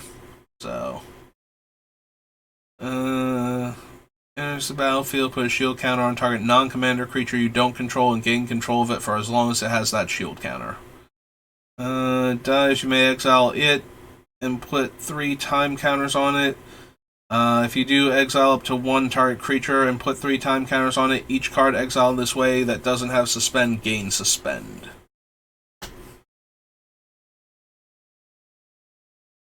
Skyway Robber. Flying, escape for 4 and 5 cards from your graveyard. Escapes with whenever Sky Robber deals combat damage to a player, you may cast an artifact, instant, or sorcery spell from among the cards exiled with Skyway Robber without paying its mana cost.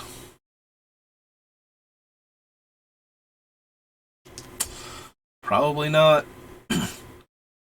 4 deals combat damage to a player. You may cast the exiled card without paying its mana cost. If you do, return Smuggler's Buggy to owner's hand.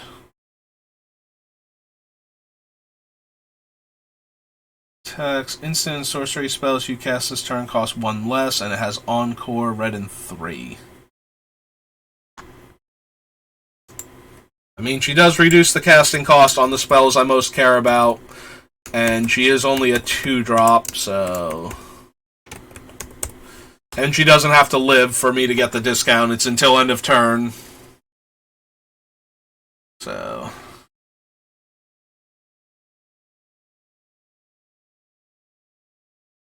Alright, this one does not have the frame, and I am 99.9% sure it is not in the, like, it is not from the main set. So maybe it's because it's from the Commander subset of cards. I'm looking for the stoplight real quick. That's why I'm scrolling down so fast. Okay, yeah, that is what happened, because the traffic light also doesn't have that frame, and that one I know was not in the thing, because that was one of the ones I opened it from the booster box I won from the pre-release, and I remember being grateful because it was a mythic rare that I didn't have to worry about tracking down and finding out it's like super expensive or something. So deals damage to each opponent who controls more lands than you equal to the difference, then create a number of treasure tokens equal to the damage dealt this way.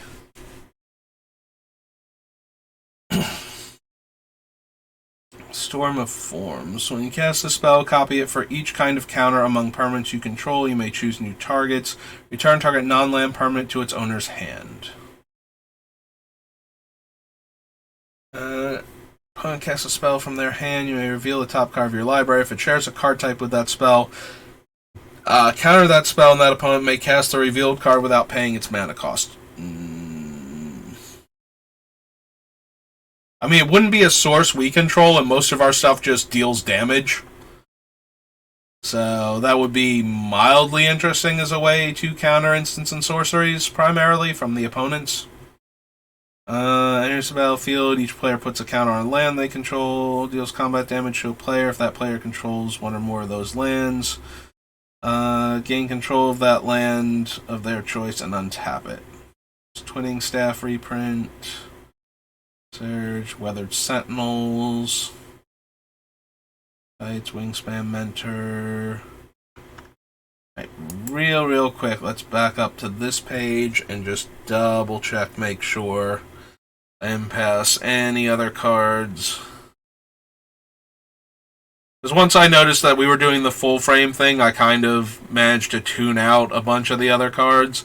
And then I saw that one, and I'm like, wait a minute, I know that artwork, because that was one of the ones that I actually opened in foil, and not the non-foil version, so I had to keep track of that I had it, basically. Because I don't put foils in the set binder, I put them in a foil binder. So I might have missed other cards that I did not recognize immediately for their artwork.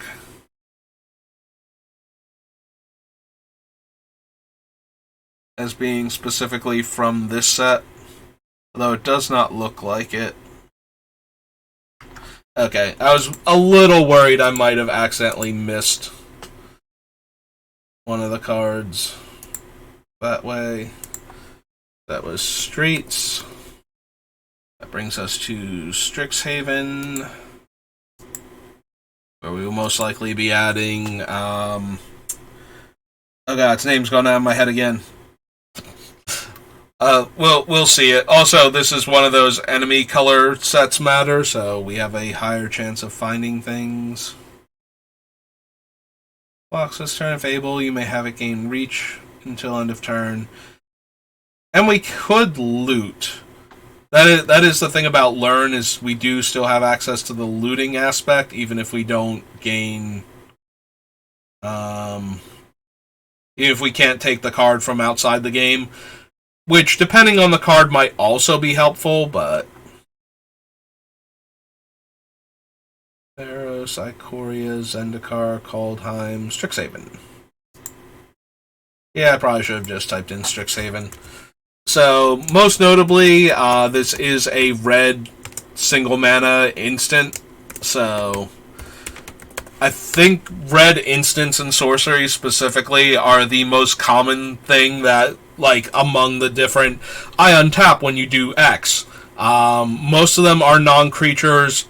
Some of them are instants and sorceries specifically. And there's at least one that's a red card specifically. So, red... instants and sorceries that draw me cards are at the highest priority, I feel like. So even though this one is a loot or a rummage, how does this work actually? It's been a long time since I had to not grab a spell. Or discard a card and draw a card. Okay, so it is a rummage, not a loot. That's still fine, though. -4, -0, and learn. That being said, I'm more interested in it because it's a red one and it only costs a single red mana. So, like the blue ones, unless they cost one blue, I probably won't be super interested in them.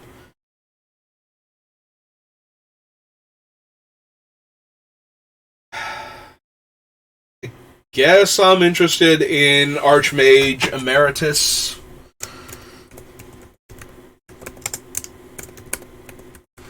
Just to try and keep my thing going. He's a little bit dangerous, though. We could actually deck ourselves while storming off because he does count copies.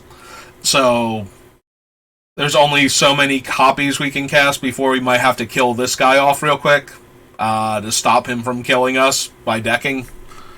Attacks, you may put an instant or sorcery card from your graveyard on the bottom of your library. Exile the top 2 cards, and you can play one of those. Oh no, you may play those cards this turn. Yeah, I think the play only one of them started with New Capenna, and it was like that Witness guy, where he only lets you play one of the cards that he exiles. Still probably not running that thing, though. You should have opponent controls gets -1 power. 2 less to cast if it targets an attacker. No. Pay 1 and discard a card. If you do, draw a card. Whenever you discard one or more non-land cards, you may exile one of them from your graveyard. If you do, you may cast it this turn. Deals 5 times X damage to each of up to X targets. Top 5 cards. Culmination of Studies. Exile the top X cards of your library. For each land card exiled this way, create a treasure token. For each blue card exiled this way, draw a card. For each red card exiled this way, deals 1 damage to each opponent. Are these all done individually? Because I really care. You'll exile all X cards from the top of your library before taking any actions. If an exile goes both blue and red, deals 1 damage to each opponent, and you draw a card. If multiple red cards are exiled, all the damage is dealt as a single event. Failure. Yep, so all the damage is dealt at once, so if we exile 5 red cards, it's 1 instance of 5 damage to each player, not 5 instances of 1 damage to each player.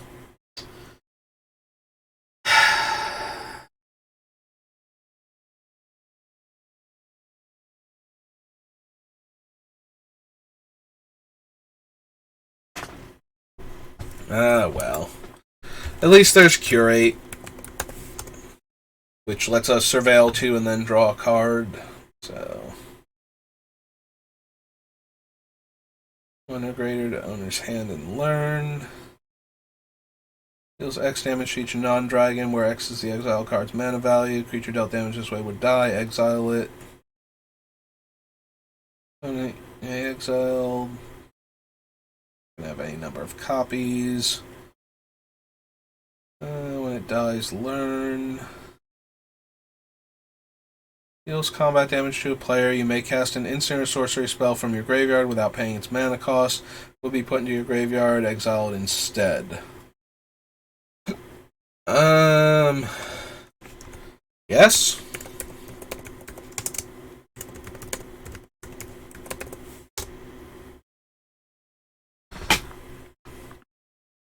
Whenever you cast or copy an instant or sorcery spell, choose target creature you control. Until end of turn, it gains.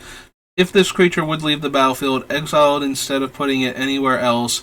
And when you exile this creature, create a 4/4 blue and red elemental token. Nope.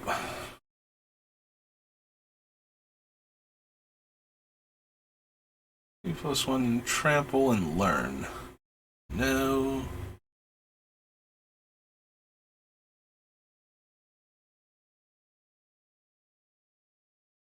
There we go. Expressive iteration. That is the one that I will not forget it exists, but I will also keep forgetting its name. Because I did not play blue-red, like, that color combination at all while Strixhaven was in standard. So, but I did play against it way more than enough to remember it exists. Opponent discards any number of cards and draws that many cards. Search your library for up to 3 cards, put them in your hand, shuffle, then discard 3 cards at random. Gains haste, and I learn. No to that. No to that, because it has a white card on the front. No. Whenever one or more cards leave your graveyard, deals 1 damage to each opponent. So that works with Flashback in our deck. I don't think we have any cards that specifically relearn.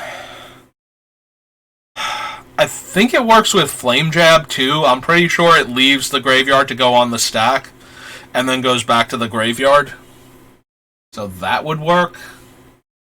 Alright, so we'll put it on the list and see how many ways we have to trigger it by the time we're done.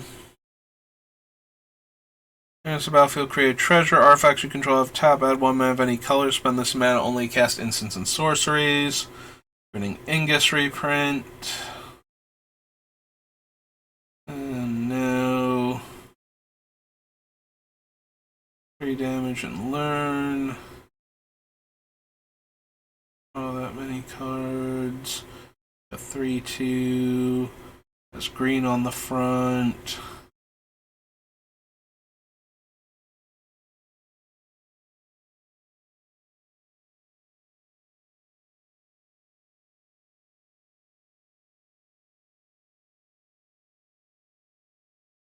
Introduction to Annihilation, Introduction to Prophecy. There's green on the back.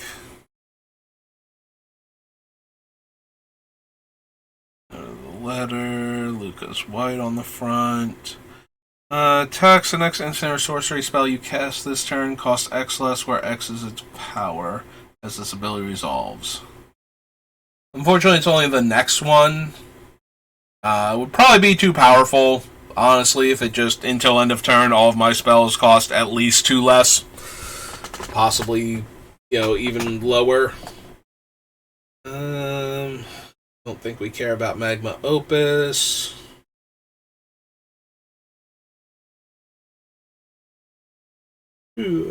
No. When you cast a spell, copy it if you control a Planeswalker, Cleric, Druid, Shaman, Warlock, or Wizard. Well, it does allow for Shamans, and it's blue and 2, scry 1, draw a card. That might still be too weak, even if we got 2 copies of it.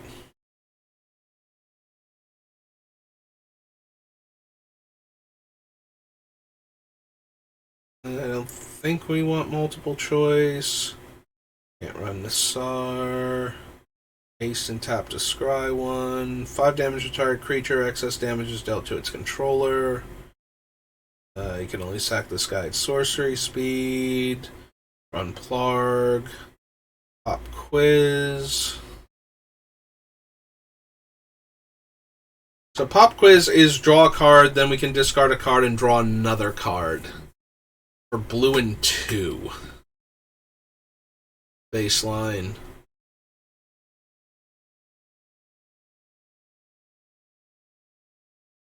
I mean, that's probably worse, except that it's an instant, than the one that we were looking at before that we could copy if we had a Shaman in play. I don't know, maybe I need to consider both of those cards. Alright, so this one is Mentor's Guidance.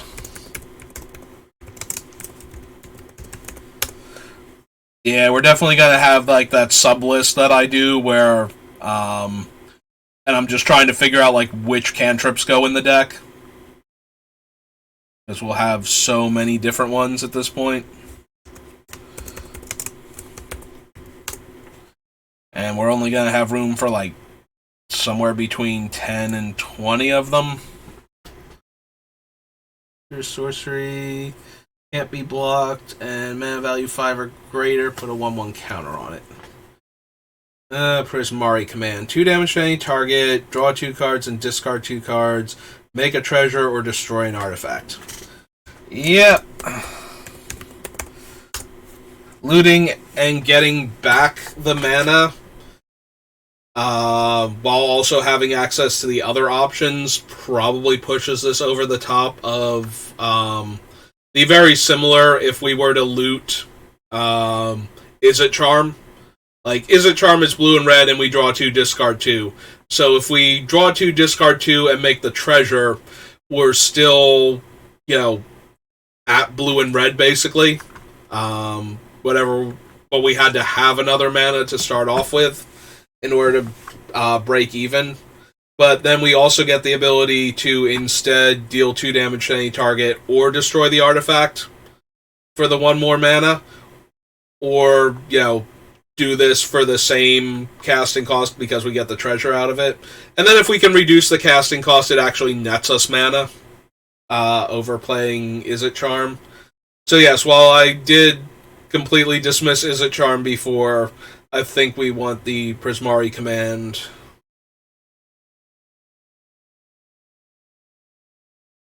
Rutha, probably not. So Will and Rowan both have the instant and sorcery spells, cost 1 less, like whichever version of them you play. We're more likely to play, I feel like Rowan because she's 3 mana, even though I think her game text is worse overall. +1, up to 1 target creature has base power and toughness 0-2. Oh wait, this is Will's game text. I'm like, wait, what? Base power and toughness 0-2. So +1 deals. Oh, it deals 1 damage to each opponent. If you draw 3 or more cards, this turn deals 3 damage to each opponent instead. So if we have our commander out, she always deals 3 damage. Okay, I actually like her a bit more now. And get an emblem whenever you cast an instant or sorcery. You may pay 2 if you do copy that spell, which is not the worst. Will's thing is 1 target creature becomes an 0-2. -3, draw 2 cards, exile up to 5 target permanents for each permanent exile. This way, its controller makes a 4/4 red and blue. So yeah, I actually like Rowan a lot more. I thought she had like the weaker half of it, and I guess technically she does, but the weaker half of it also is doing a thing our deck cares about, and the whole -1 to our instants and sorceries game text. So this is Rowan, Scholar of Sparks.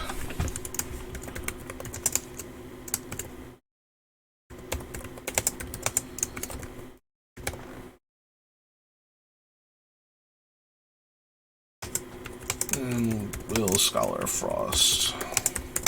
But yeah, we'll most likely be running this specifically for the Rowan half of the 2.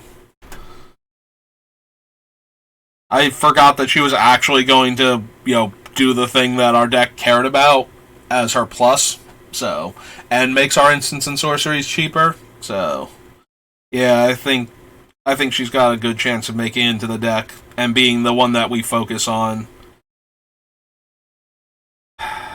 Yeah, I'm gonna want solve the equation.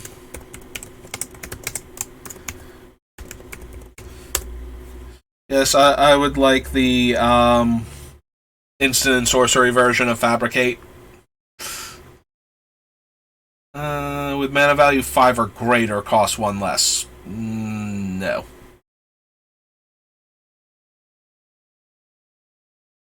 Destroy an artifact? Probably not.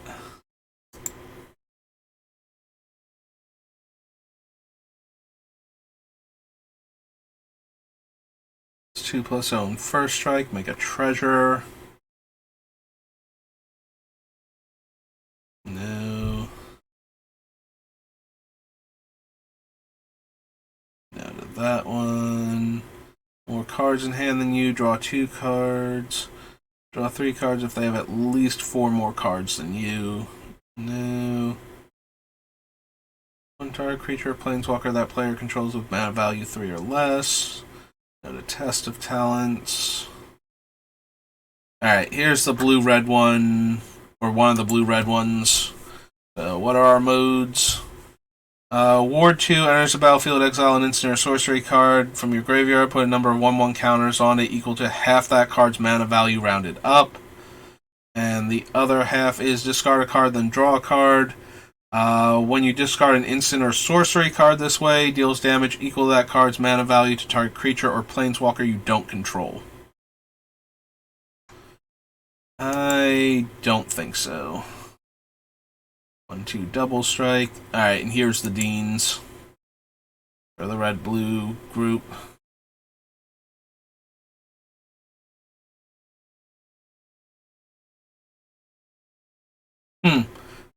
I could have sworn I saw Nasari and thought they were white on their side.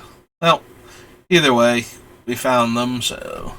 Alright, so top, you may exile an instant or sorcery card from your hand and put 3 hone counters on it. It gains at the beginning of your upkeep. If this card is exiled, remove a hone counter from it.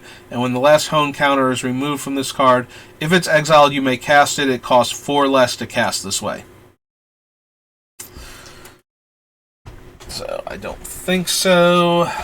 Exile the top card of each opponent's library until end of turn. You may cast cards from among them, or spells among those cards, and you may spend mana or mana of any color to cast those spells. When you cast a spell from exile, put a 1/1 counter on Nasari. No, I don't think so. Neither of them seem like anything I'm actually interested in. Is it unblockable? And Zephyr Boots. Okay. I found a couple of cards for Strixhaven. So that is not terrible at all. Now we move on to Stronghold. Stronghold and Tempest, where buyback was a thing. Although I don't know that we're going to find anything worth actually running with buyback, aside from probably Shattering Spree, Shattering Pulse from Exodus. Card at random, put a 1/1 counter. Deal 1 damage to target creature. That creature attacks this turn if able. 4 to cast and 2 to activate, though. Seems a bit much. Attacks, return that creature and contempt to hand at end of combat. 4/1 can't block. No to Dream Halls. It's unblockable as long as no other creatures are attacking. Target creature can't block Duck Crawler. Evacuation. Fan the Flames. 4 damage to target player and each creature they control. Fling. +1, -1.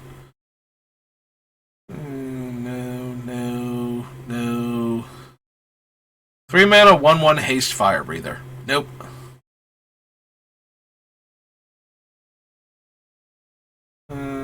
Whenever any creature blocks, Heat of Battle deals 1 damage to that creature's controller. We had a card like this, but not this, right? It's like Battle Strain or something.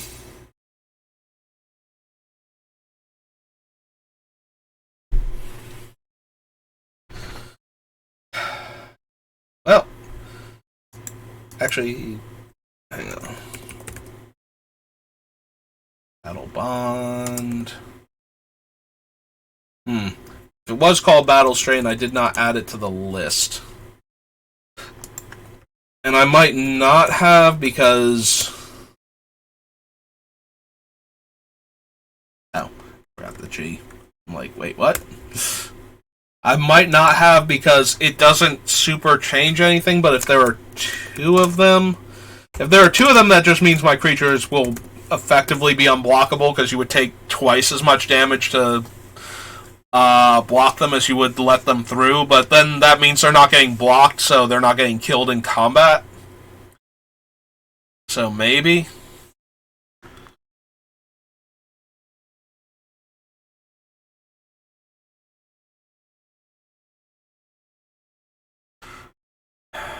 So here's Intruder Alarm. So whenever any creature comes into play, untap all creatures.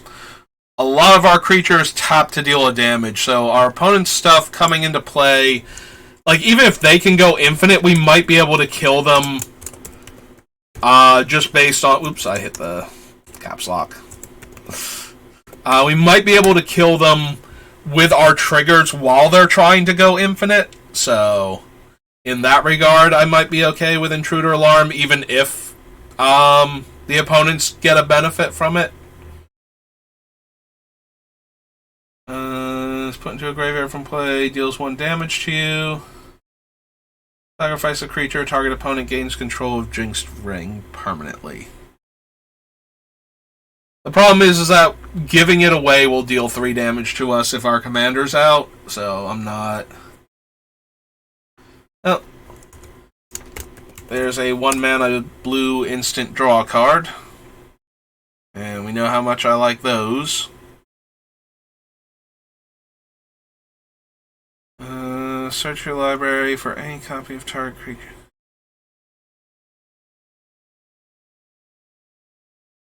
Right, so... Mob Justice deals 1 damage to target player for each creature you control. Sacrifice it, deals 3 damage. Destroy all creatures target player controls for each creature put into the graveyard. They get 2 1/1 goblins. Stealth damage, it deals equal damage to target opponent.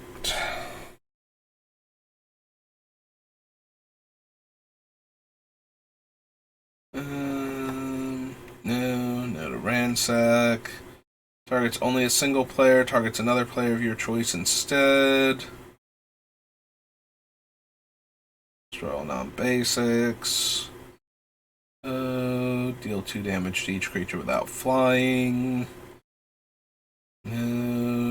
Draw 3, then choose and discard a card.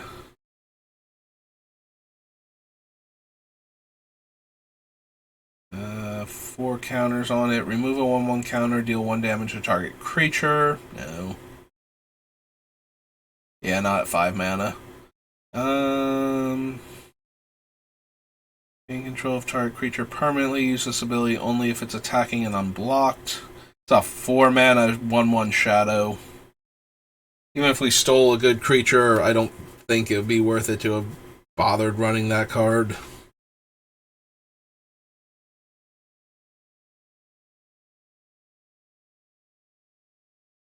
Razors and Wall of Tears. Okay, not terrible at all.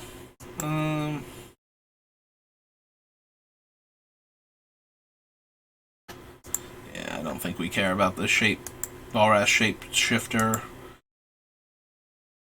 Alright, so that was Stronghold.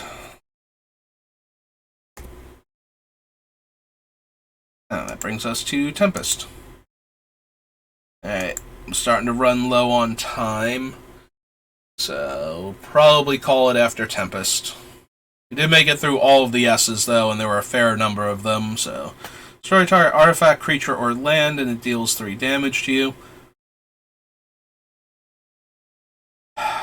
If it were an instant, I would absolutely put Aftershock in our deck, like, right now.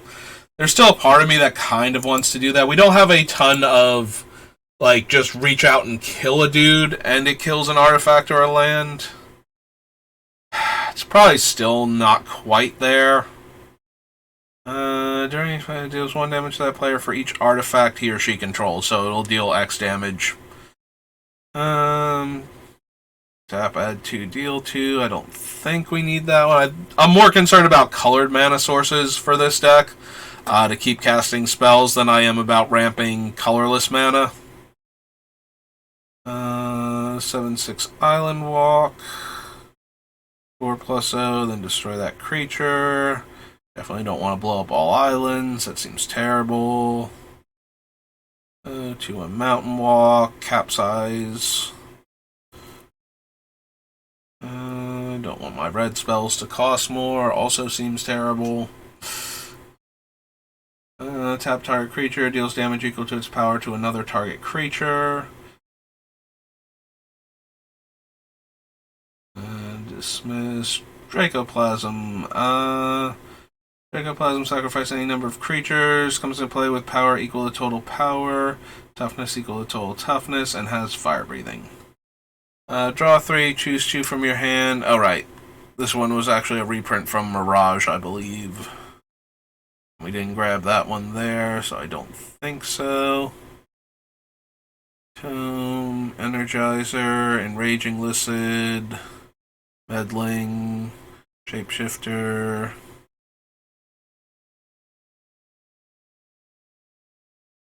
Deals 1 damage to target creature or player and 1 damage to you. Nope. No, thank you, Fire Slinger.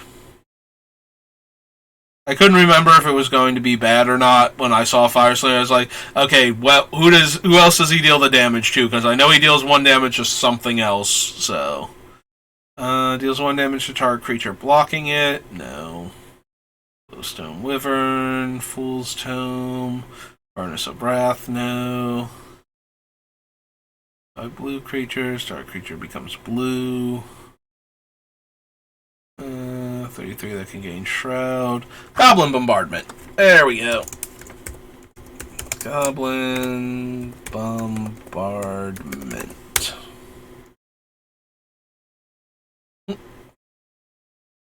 Grindstone. Hand-to-hand. Instants and abilities requiring activation cost cannot be played during combat. Nope. Opponent successfully casts a white spell. They lose 2 life. Others have haste, 1/4 turtle. Cast a green spell, draw a card. Counter target artifact, creature, enchantment, or land ability requiring an activation cost. Abilities of that permanent cannot be played again this turn and draw a card. Search my library for any 3 cards and reveal them to the target opponent. They choose 1, put that card in your hand, and the rest into your graveyard. Shuffle your library afterwards. Maybe. I'm pretty sure. Like if we got, depending on our setup, but if we got Grape Shot, Empty the Warrens, and Past in Flames, pretty sure that would do it. Plus, we have some other cards we could potentially tutor for, so. Deals 2 damage to you. Sacrifice a creature to give this away.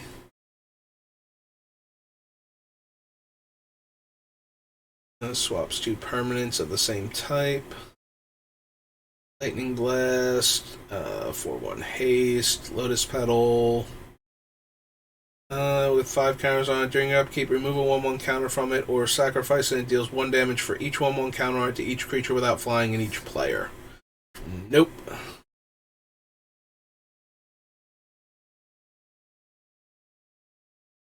Severance.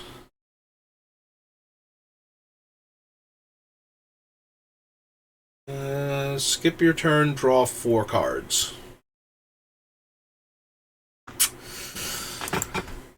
Well,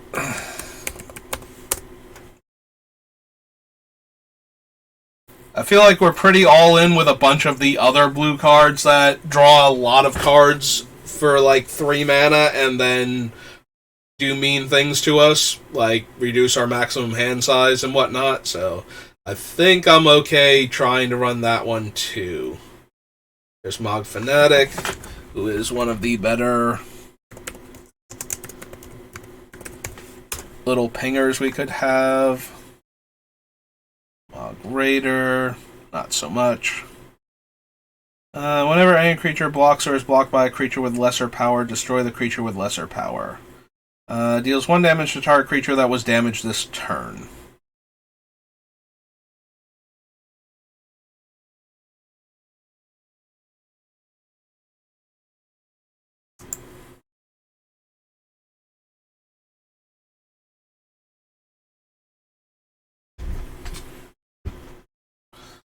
Look at the top card of target opponent's library. You may put that card on the bottom of their library. Propaganda, Puppet Strings, Wrathy Dragon, First Strike, no, Rolling Thunder.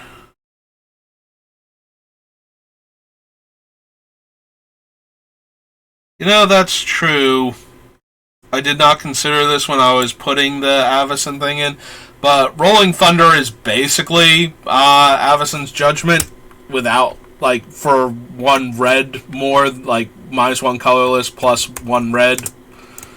And not being able to cast it at instant speed if we could discard it at instant speed. To get the same effect, it's 2 mana and X and deal X damage divided. So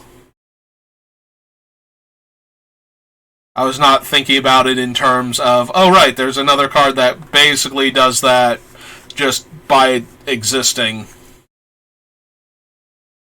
Return target artifact card from your graveyard to your hand.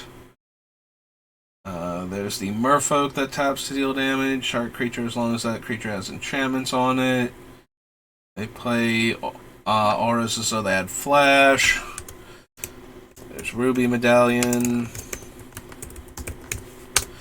I don't know if the medallions are going to make it since they only affect the one color, but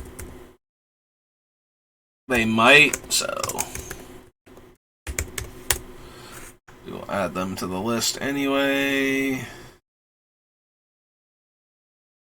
Discard X cards, destroy X target lands. Scroll Rack, most likely.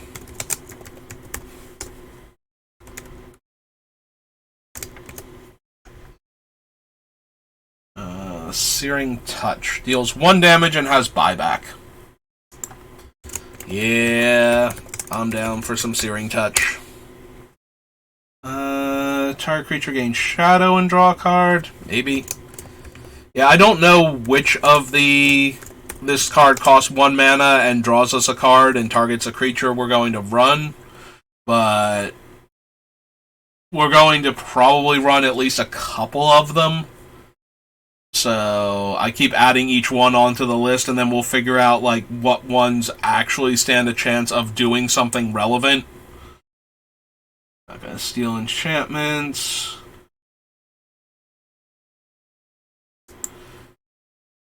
What version of Stun? Because we have Stun on the list.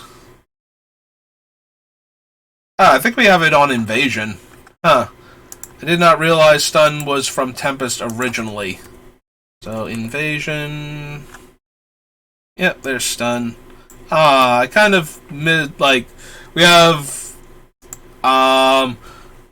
like, Opt and Zap and Stun, all of these, like, one-syllable cantrip cards. I'm kind of sad that Stun doesn't get to stay there anymore. So we want to go back to Tempest, where Stun is apparently from originally. Thorax, Shadow Rift, and paste. There we go. I was gonna say, I know I put Stun on the list, and I was almost entirely positive that I put it on a set that came after Tempest. So, let's play draw card. To Shadow. Time Warp.